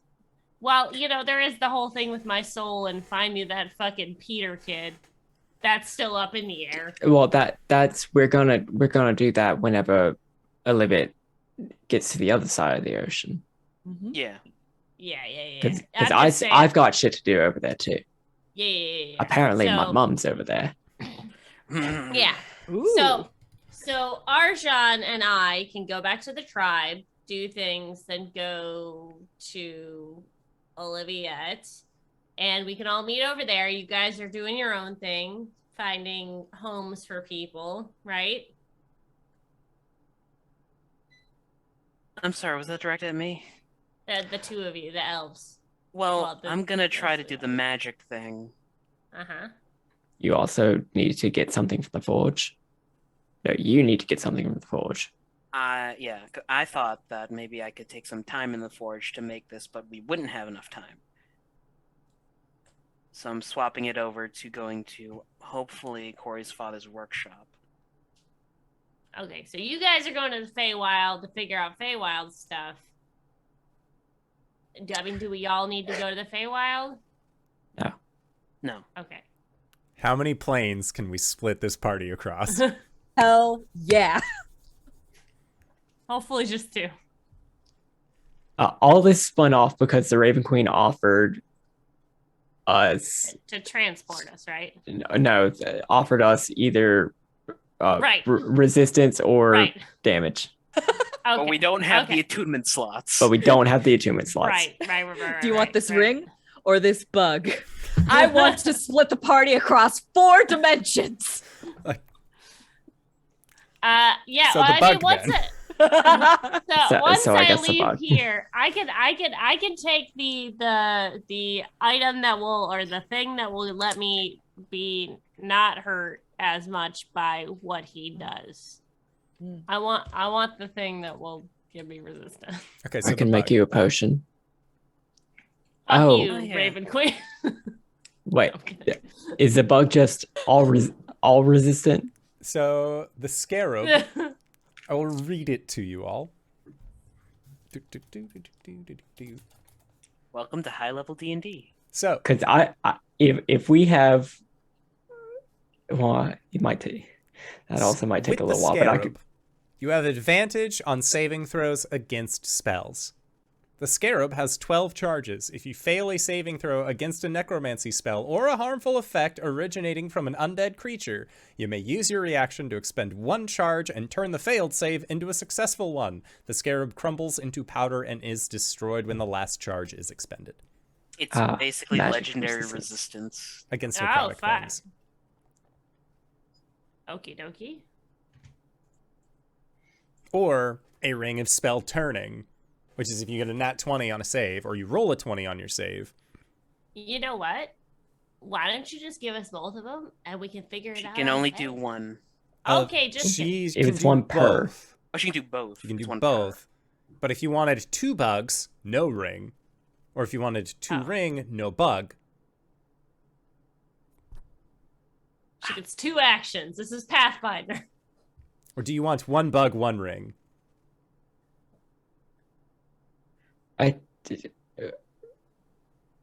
We're going to be indecisive, so if you could. I would We're like all some that form of bug, please. bisexual here. Yeah, right. Well, except for Arjhan. Sorry. Bug, please. Bug? Bug. Ring, please. Ring. Okay.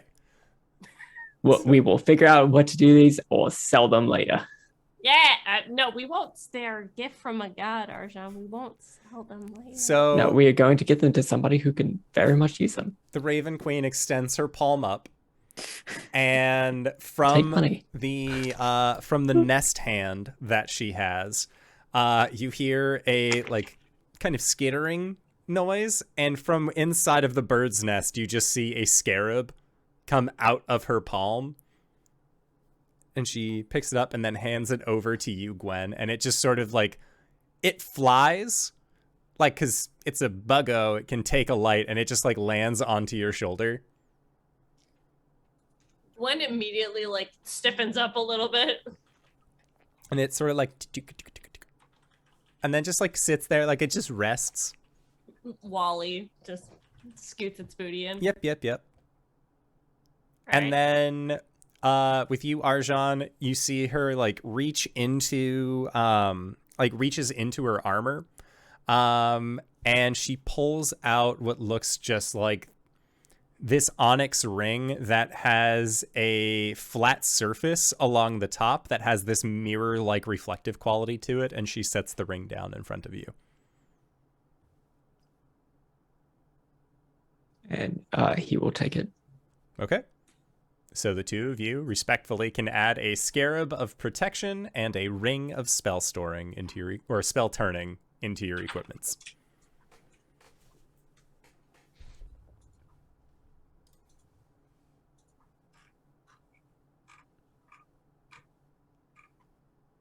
Okay, this has nothing to do with anything, but do I still have the plant axe?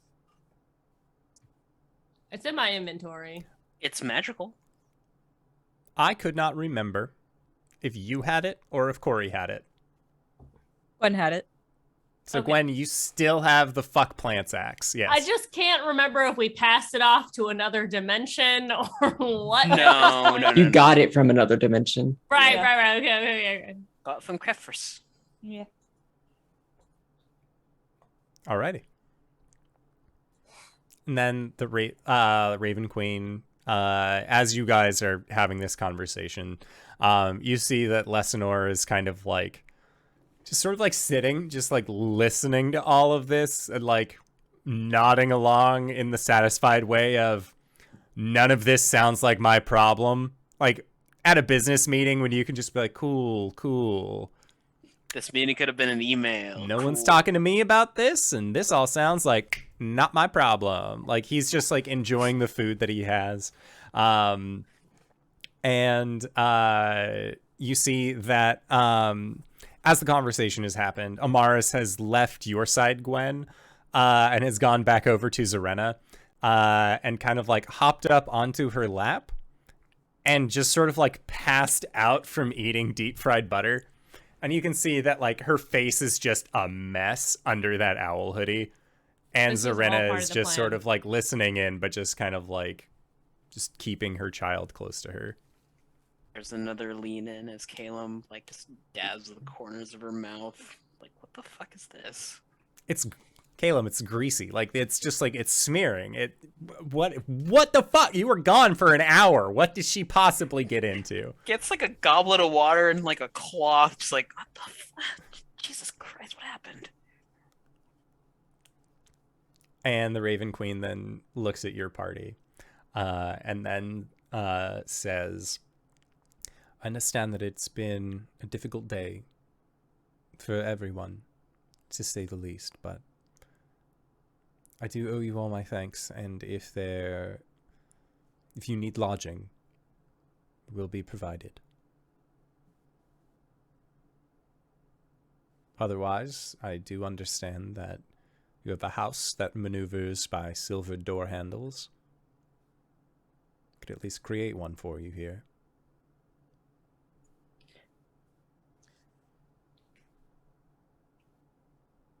I don't want to be rude, but they did mention money. Money, please. They did mention money that was just gonna like sit down here.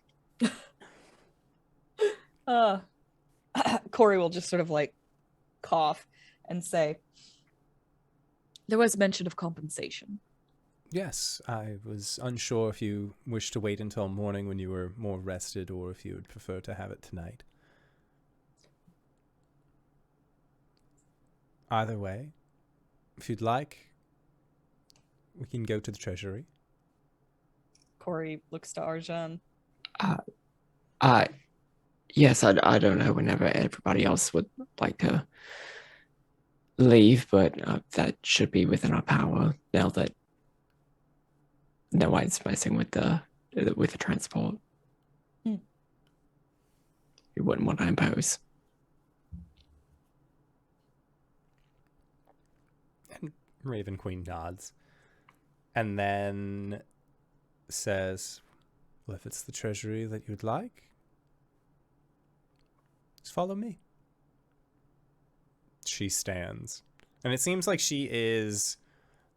and when she stands to begin walking, she looks over at Zarena and Amaris that are sort of just like resting there. And Lesanor like looks at the Raven Queen and nods, and just says, nothing will happen to them. You have my word. And she sort of like gives a smile, like, yeah, I know this is my house. Like, I know nothing's going to happen, but thank you. And she will lead you all towards the treasury. When you arrive, it is towards like the middle of this, the middle of the Fortress of Forgotten Memories. And when you arrive, She just motions with her hand, and the door, you can hear at least like a dozen locks on the other side, all tumbling and turning and motioning. And she opens the door, and inside you can see that there are piles, mountains of gold and platinum and even some gemmies that are tossed around here. Should you so wish, if you are so inclined, let me see here just to make sure that I have the numbers right. You can take up to 43,000 gold pieces and 21,000 platinum pieces. There are also 7 1,000 gold piece gems and 1 5,000 gold piece gem. All right. As much as your little hands can carry. Or big Caelum. hands. Conference room. Oh. Silver door handle. Oh. Hey, Gideon. Hello, Resident Arjhan. Would you be able to change this door that's open right now to my room? Of course, Resident Arjhan. Does Will it this be a shift? permanent fixture? No, just for the moment, and then I'll need to do it one more time at a later date. Probably tomorrow. To your discretion. Yes. Okay, Does it shift? it does. Caelum spends like 10 minutes drawing a spell circle on the floor, and a floating disc appears. Oh, can I see? Is anyone attuned to the Ring of Spell Storing right now? I was, but Arjhan will hand it over unless there was something in there that you need used right now. No, I think there's a Wall of Force in there. There is. I could cast another floating disc into that so that we can make this a little faster. Right, but I'm attuned to it right now. So we probably get more money across than me trying to disattune to it and you trying to attune to it. Okay, we'll just do that then. Yeah. Shovel money on the When disc. when walk she into sees you Gideon. guys just like trying to like money your way in, she So The listen, we Raven spent a Queen. lot of money in the prep for this. Yeah, the Raven Queen looks at you all and just, would you like an extra set of hands to move this into your room? No, we've got it. We've got it. We don't want to impose. You should know by now, we don't do things the easy way. Arjhan, you gotta tilt. Pivot! Pivot the Pivot! Pivot! And at this, the Raven Queen nods, and there is a laugh that seems to build up from her. And you can see that, much like Cori's has in the past, her hair gets like that Miyazaki, like, kind of furl up. Volumization. And then as it comes back down, coming through the door, this opened doorway into the treasury, are several dozen ravens that as they enter, you see turn into Shadarkai. And then the Shadarkai just scoop up money and like look towards you, see that you're taking it into the room, and just begin walking it with you. I will actually breathe cold breath and summon Cobalt, Nice. the peppermint flavor of 5 gum. I thought you Into said a little- cobalt. Not cobalt with a T. Cobalt, like the metal. Yes. So I have a little animated ice elemental that's helping us. Incredible. They're all named after 5 gum, aren't they? Yes. Oh my god. All right. So it will take you guys a couple hours, I would say, to move thousands and thousands of coinage. But you are able to do it until as much money as there was that wasn't getting used at all. Were there any other things in there, or was it just liquid assets and gems? It seemed like just liquid assets and gems. Okay. Yeah, any kind of weapon or gear that might have been in there you think was used by the Shadarkai. They had no use for money, though. And can you post the exact Yeah. coinage? Yes. We'll do that in the Discord, so that way we have it on file.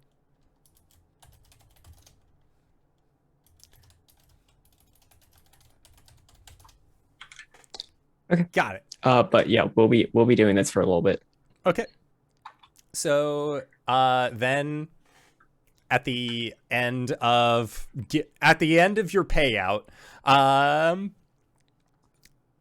would you like to take a long rest in the castle, in the Fortress of Forgotten Memories, or would you prefer to do it in Gideon?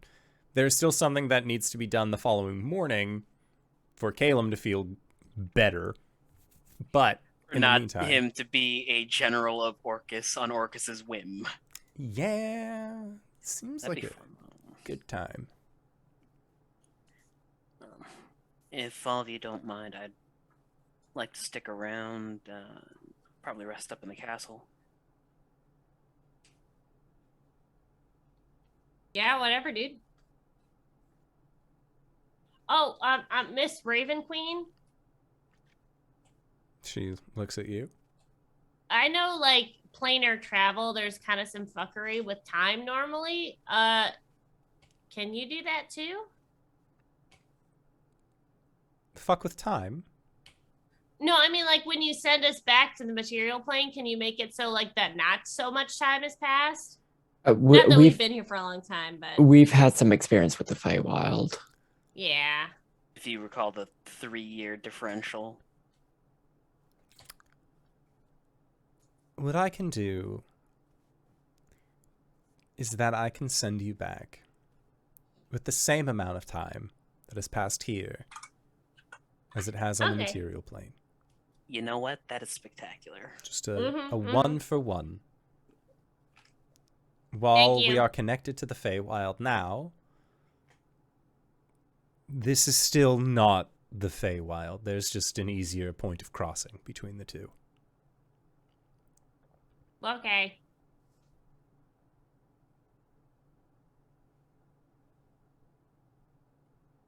Do you know where you're going? The Dragon Forge. That I can do. All right, so long rest. Long rest? Long rest? Long rest. Long rest? Yeah. Okay, are you doing it inside the Fortress of Forgotten Memories, or are you doing it inside of Gideon? Caelum's going to be resting in the fortress. Fortress? One vote for Fortress. Everyone else? Gideon? Yeah. Cori will be in the fortress. Fortress? Gideon? Gideon? Gideon. Gideon. Arjhan's got money to count. Finances to do. Apparently paperwork to sign for. Yeah, I do have that. Yeah. Gwen's gonna want to have a conversation with Arjhan at some point. Okay. Yeah, I mean, like, when the night comes and Cori and Caelum are both like, yeah, we're going to stay in the fortress here for a little bit.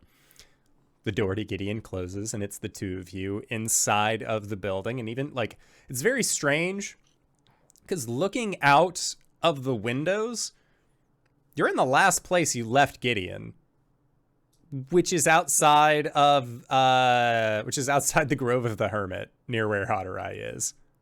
Oh. Okay. Hey, Arjhan? Yeah. Do you need help counting, first off? Sure. While we're counting all of the finances we just got. So what do you want to do? after this. What is this? I mean, like when we leave when we all leave the Shadowfell. I don't know what's going on with Gideon, but you know, like then the literal next step we take. I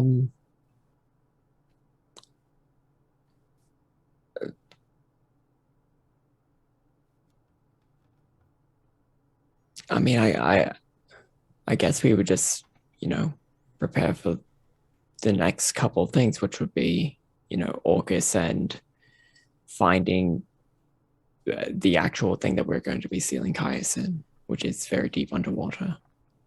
Right. So, where are we going next?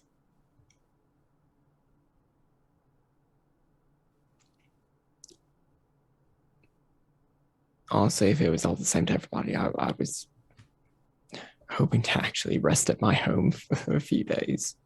Yeah, that makes sense. So go back to the forge for a bit, and then would you want to go to the Goliath camp with me? For a few days, yeah. Okay. Yeah, I just have a couple things I need to do, and Yeah. I get wanting to go home. Yeah. Okay, and then we go to Oliviette. Okay. I'm just trying to make sure that we have steps in place so we're not. I mean, I'm not saying that I want to like get this done and over with, but like there's just kind of a lot we have to do, and I want to make sure that we do it and we're not like dawdling, because it's important, the things that we're doing, but there's other things too. Right. Well, see, I've heard some of the Abishai talk about doing things in parallel. While Oliviette is getting to the place where we need to go, we have so much time where if we don't do anything else, then we even though we are getting something done, we're just wasting time. Right. We're never dawdling. Things are Right. getting done. Yeah. But yeah. I mean, we can't really make this process go any faster. I guess. Well, Unless we like make the boat really fast. question, and this might be me not understanding magic. Is there? I mean, we have she points to the vast amount of wealth that we have. We have an expendable income. Is there a thing we can do to the ship to make it like teleport or like fly? Not something? while it's in transit. Well, why not? I mean, we use Oliviette as like a from here to there sort of like a port. So if we could like give her like some magic runes or like a magical gem that lets her fly to go really fast, or to like open up a portal in front of her and then like she just appears where she wants to be, that'd be really cool. Right. But it would probably be best to do that while the ship is at harbor, especially if you have to like replace parts of it. Yeah, I guess that's true. But I mean, like, she's been doing a lot for us, so that might be a good idea to help her. Right. Unless you had whenever the ship is not in transit. Right. Oh, right. Okay. I understand what you're saying now. We'd have to find the stuff, but that's the or thing commission that the we right can do, people. right? Yeah. Who would we commission the sky people? The people who live in the no longer floating city. But we can ask around. Yeah. Okay. That might be a good idea. Just so that, I just feel bad because it's like, oh yeah, Olivia, can you go to this place? And then it's like we're just bouncing around the plane, you know, with our magic house and teleporting to her when she gets where she is. Anyways, yeah, So next step, go to the forge. I'll send a message. I probably want to send a message to like my mom and my dad and see how my brother's doing. But and then go to the Goliath tribe, and then we go to Olivier. Yeah. Unless, yeah, I don't know if Caelum or Cori want to do anything in the meantime. Right. Do we need to do things together? Like, if they want to go to the Feywild, are we going to go to the Feywild? Don't you at least want to talk to them about it? Well, yeah. I'm just saying, like, if they're going to go do their thing, do we need to go with them? No. Okay. Just making sure. Okay, cool.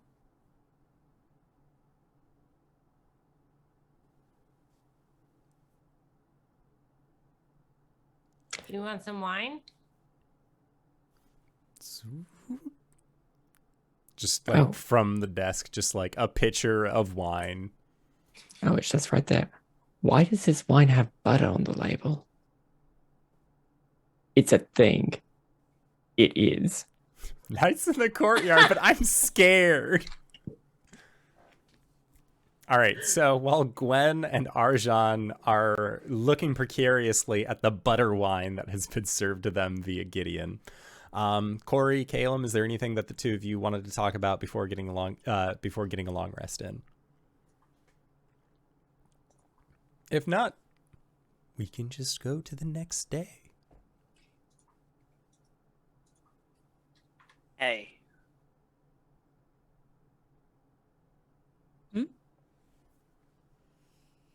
What were the jimmies, by the way? I'll put those in the chat as well. Okay.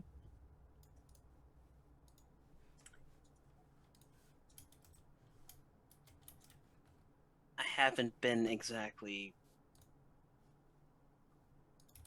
kind to you in the past. I'm not sure I know what you mean.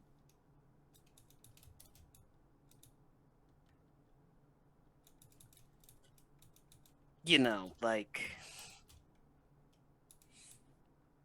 Oh, boy. The outbursts and sometimes unwarranted hatred. I think Cori just sort of smiles to herself, looks away. The Raven Queen really is remarkable, isn't she?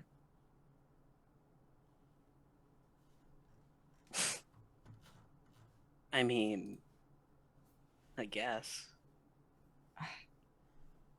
I've always wanted to have a sister, and now I have two. Wasn't really the way I expected it to happen. Yeah, do gods reproduce by budding? I don't know. You think I'd would? The Raven Queen is made out of a broken goddess and the parts of myself that I only ever wanted to cast away. I thought that maybe if those things were gone, I could do better. And here I am watching those things be a better god than I think I could ever be. To be fair, I think you're still trying to take up your mantle the Raven Queen has kind of shoved into hers. Yeah. I think she deserves a lot better. Well, knowing where she came from, she's going to do just fine. I hope so.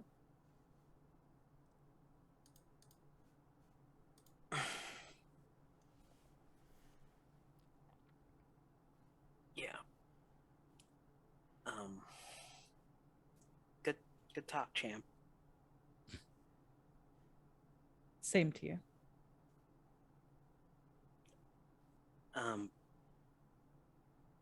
Hey.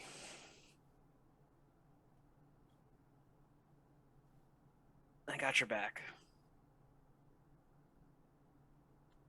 I've always had yours. Give it back. You dingus. He mutters that under his breath and just starts laughing.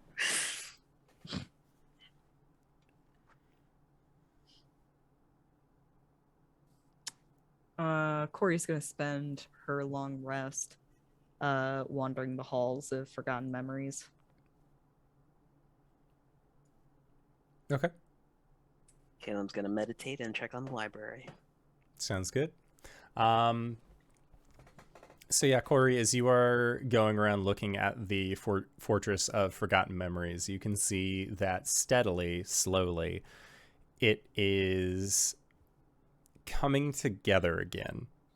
It looks like the stonework is steadily getting put back to where it was, that any kind of tapestries are much in the same way that the feast hall was, you see are steadily just kind of fixing themselves, righting themselves. It still looks like this place is a home for ravens, as it were, as each door and most of these places have a slat where, while in raven form, many of these travelers can actually just kind of like fly through rather than having to use the doors.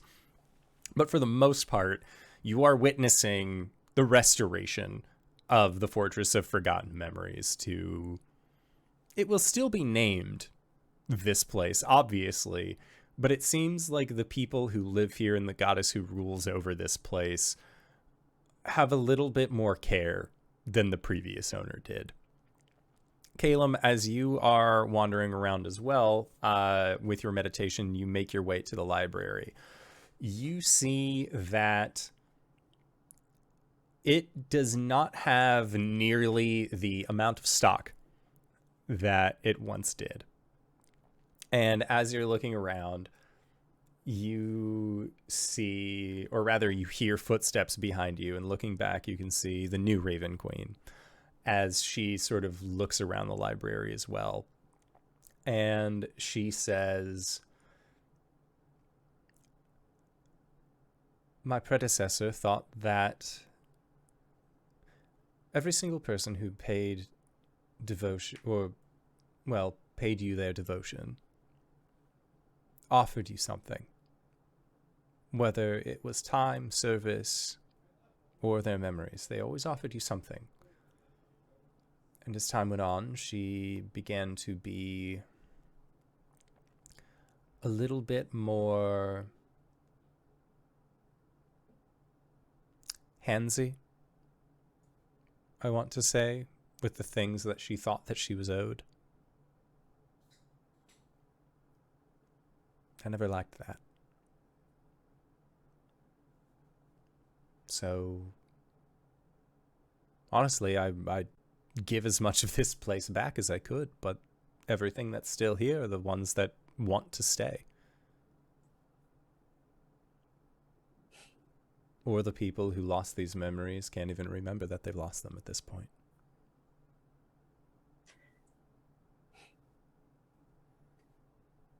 It's a bit of a waste. If we can't return them at the very least, maybe when all of this is done, I'll come back here and chronicle them, store them somewhere safe. I think that calling this place a library does it a disservice. Not that there's anything wrong with libraries. This place is more of a museum. And a museum needs a curator.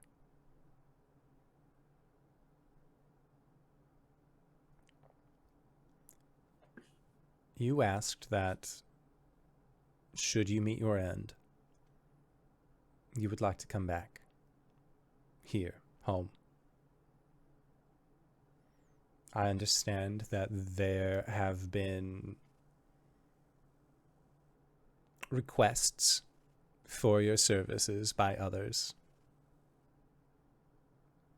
such as Mistra and Saloon, obviously. However, they have asked for your time now, as I am to believe you are Magister, a sort of spellcasting guardian preventing individuals from doing horrible things with magic, and having a little bit of extra help to do so along the way. Able to bend the rules. But after you've completed your tenure with them, you are more than welcome here.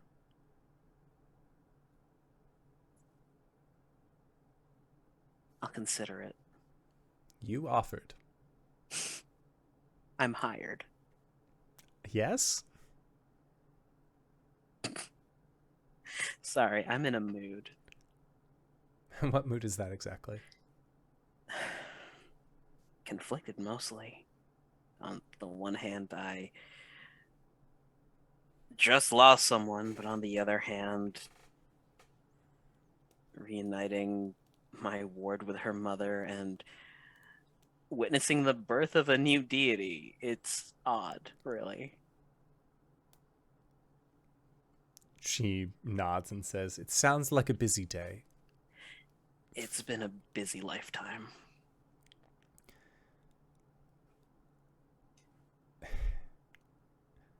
And it's really just the beginning for you, isn't it? Well, more like in your teen years.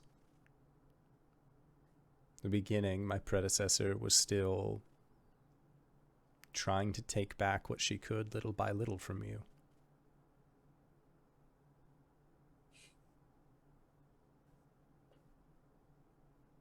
And for that, I apologize. You have nothing to apologize for. I understand. That's not going to stop me from apologizing anyways. I guess you got more than just Cori's looks. She nods. Well, when my tenure's done with Mistra and Saloon, I'd be happy to attend these halls. Like I said, museum needs a curator. For the meantime, I'll at least try and get everything sorted into piles. Is that helpful? You're not going to make me do archival work. That's part of the job, but you are more than happy to hire anyone that you wish. However, as you may have seen, we have no money in order to pay them. Right. Right.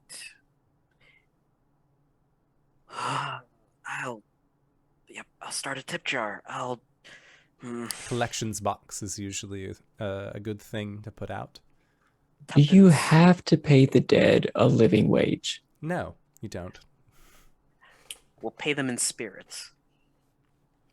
Motherfuckers, get out. All of you. She nods and says, "We'll think of something. We'll think of something. Free room and board." Not damnation and purgatory? I think that's pretty sweet. Imported goods from the Feywild. Imported goods from the Feywild. I think you're onto something.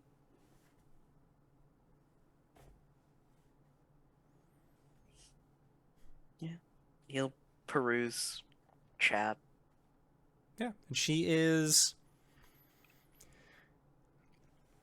seems as easy to talk to as Cori is, but it's very strange that there is a level of bedside manner here that just you haven't really felt from a lot of the other individuals that you've met with. Usually, like Mistra and Saloon, they have this very much like, I'm an authority figure, and even when you're relaxed, you're still speaking to an authority figure. This Raven Queen seems very relaxed in this place. In Caelum's mind, it's Cori. This is just literally Cori, but big. Yeah. She's not even that big. Like, she's Cori-sized. Oh. Other Raven Queen was big. Okay. Yeah. This Raven Queen, same height as your friend. That's where the disconnect is. Okay. Yeah. But then long rest. Okay. Gwen, did you... I guess, like, did you want to visit the Goliath camp tomorrow? You mean go there first? Yeah. Well, I mean, yeah. I mean, go there tomorrow. Yeah. Because if so, I could do my thing really quickly right now.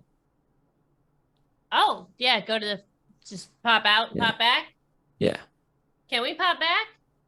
Well, if we pop to the Dragon Forge right now. Oh, you're right. Yeah, the coming back here is the hard part. Oh, well, we could just let them know that we're going, and then they could get transported to where we are. Yeah, they would need to open up a... Oh. I think our door disappeared. Because you used the conference room door. Because I used the conference room door. Are we on the other side? Inside the house that you walked into, yes, you would be considered on the other side of that door. Arjhan has that realization right now. Wait, open the door! There's a nice breeze that rolls through. There's some trees. Oh, I had a meeting last too long. The room was booked. Friends and family, we might have done an oopsie. Come to us when you're ready. We're no longer in the Shadowfell. Roll me a percentile die. Oh, God damn it!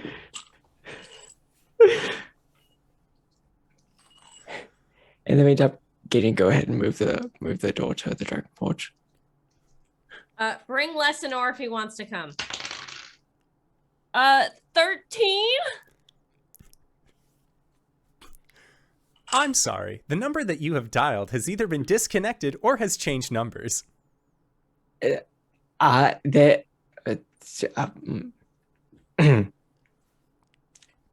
do a fucky wucky?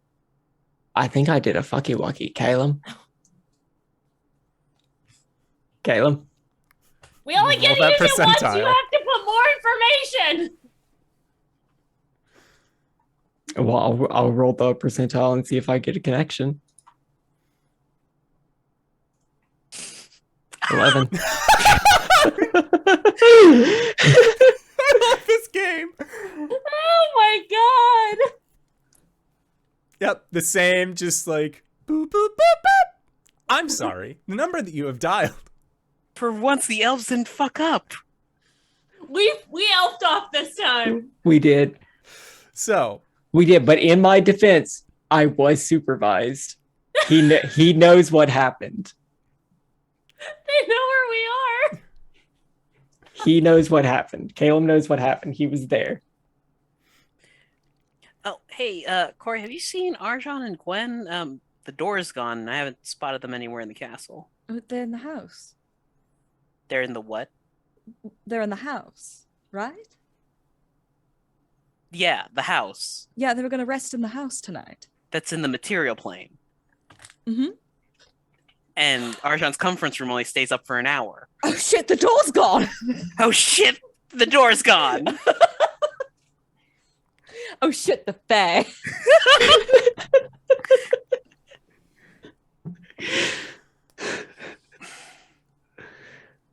You know We're what? good at D&D, guys. I love high-level D&D. Always have been. Okay, so what was the plan to begin with? Like, Just to wait Caelum until morning, because yeah, Caelum Caelum had has a thing. procedure in the morning. He's not allowed to eat past midnight. He Right. doesn't eat anyway. You need to drink this entire jug. Okay. Oh, god damn it. Fill this mason jar. With what? Fill it. I'm gonna need you to fill both of these. So, Arjhan and Gwen are skedoodling on over to the Dragon Forge via Gideon. Meanwhile, in the Shadowfell, Caelum, you and Cori are having this realization, and as you're having this moment, you hear a... Yeah. And Zarina is standing in the doorway, and you can see that like Amaris is holding her hand. Hey. Miss Said.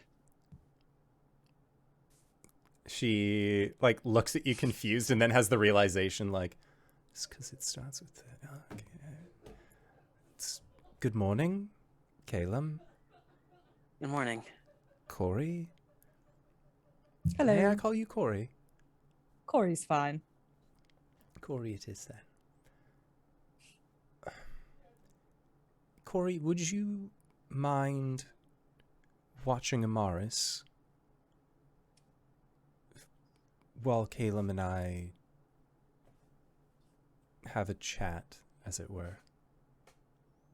Oh. Yeah, absolutely. Okay, and then Zarina just, all right, off you go. And she sort of like motions her hand forward, and Amaris just sort of like runs over to you, Cori, and just like immediately like hands up. Like she knows that like she's just on the verge of like, I may be getting too old for this, but like you seem strong. Like, I think Cori, presenting mail today, will grab Amaris and throw her over his shoulders. And it's all like, all right, kiddo. I think there's a stick of butter with your name on it. No. and Zarina and Caelum both just like, oh no. Too late, can't hear you. Best dance. I don't know what that child's fascination with butter is. Did she learn that from you? No, Because I can certainly tell you she did not get that from me. Most of the time when she popped out of the shield was on a full moon, and we either read or danced.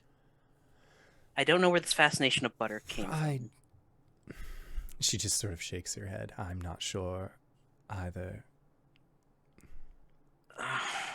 Well, Did you rest well? as well as I could. Well, hopefully you'll be able to get a good night's in again sometime soon. But in the meantime,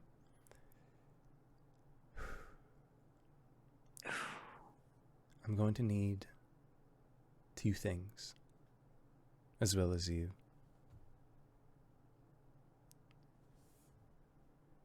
My husband.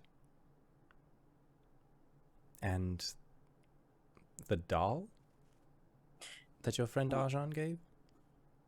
Yeah, I have both. You will gingerly retrieve Corvain, lay him on the bed, and then hand her the doll. And she... You can see that she closes her eyes. And she... you can tell that she's casting a... it looks like Fabricate, as a lot of the other wooden structure in your room then shifts and turns into a bed similar to Corvain's that lays next to him. And she motions for you to rest on it as well. Would you level with me for a moment as he sits on the bed and turns to lie down? As the one containing, or that once contained, the spirit of my former lover, I feel a certain level of brevity in this. Is this gonna hurt?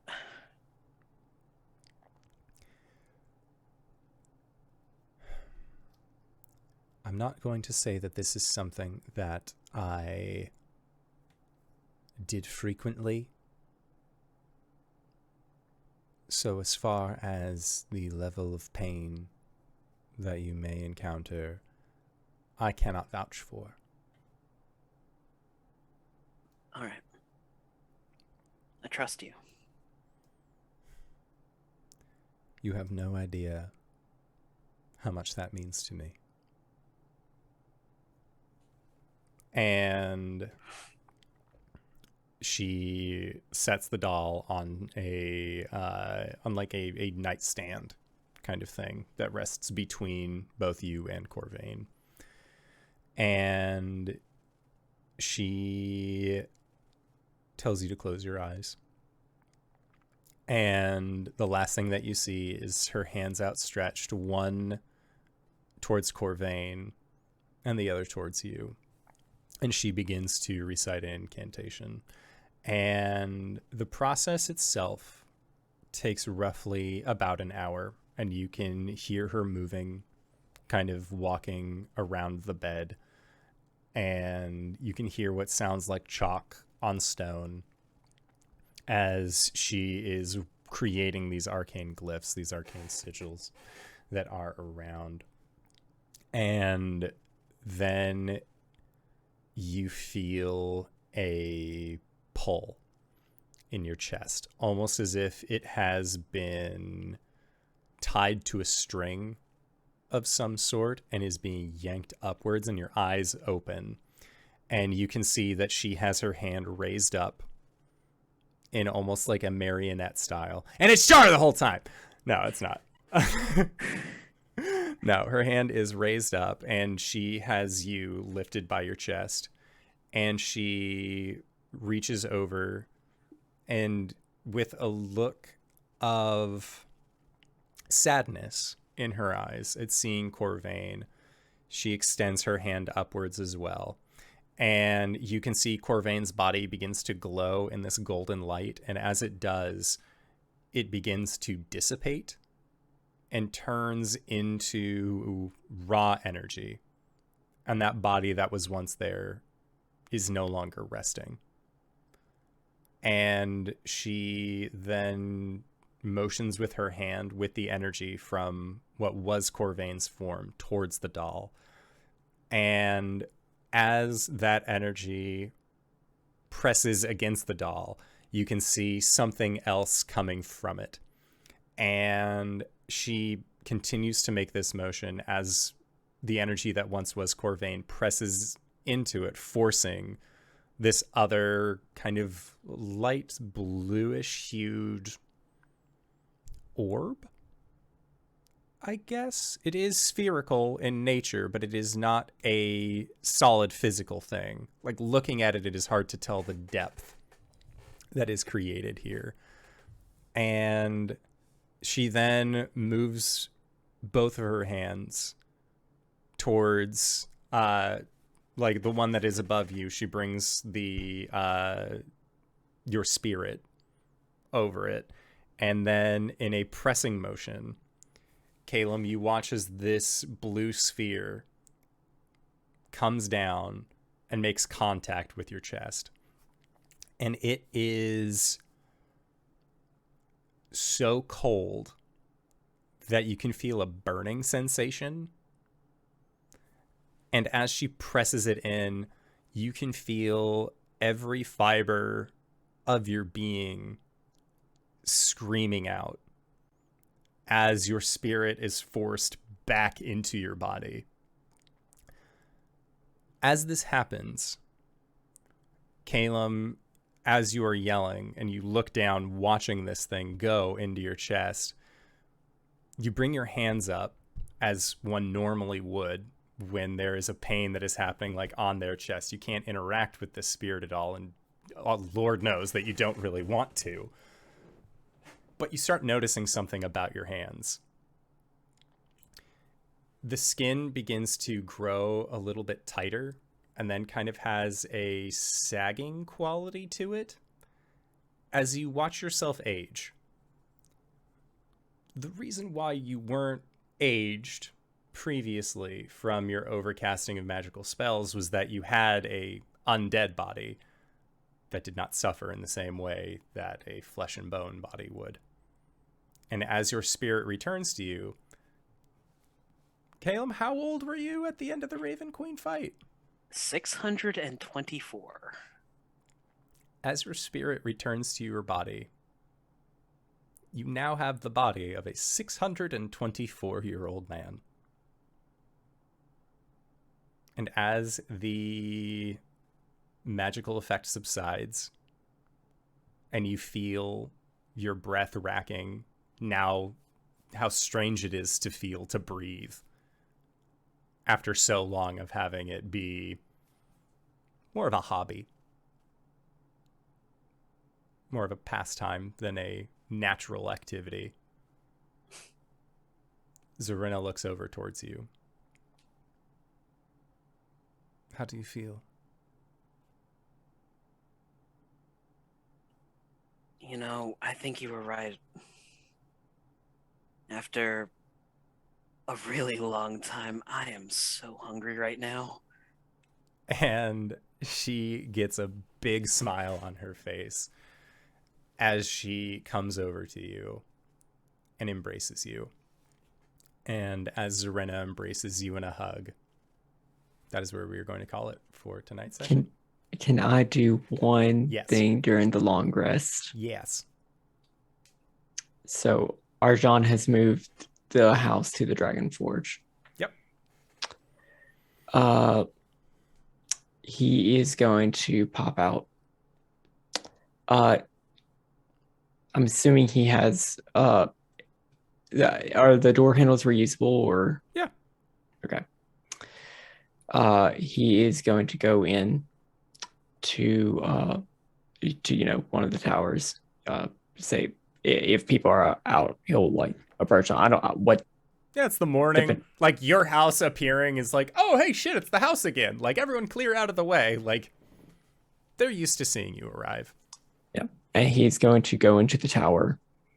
And go into one of the empty rooms. Either one of the empty rooms or the shrine, Okay. whichever. Summon a couple of the Abishai.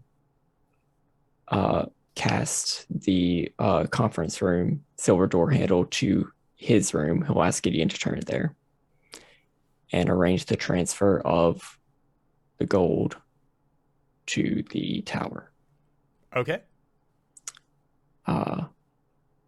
The equivalent of the hoard of an ancient dragon. Nice.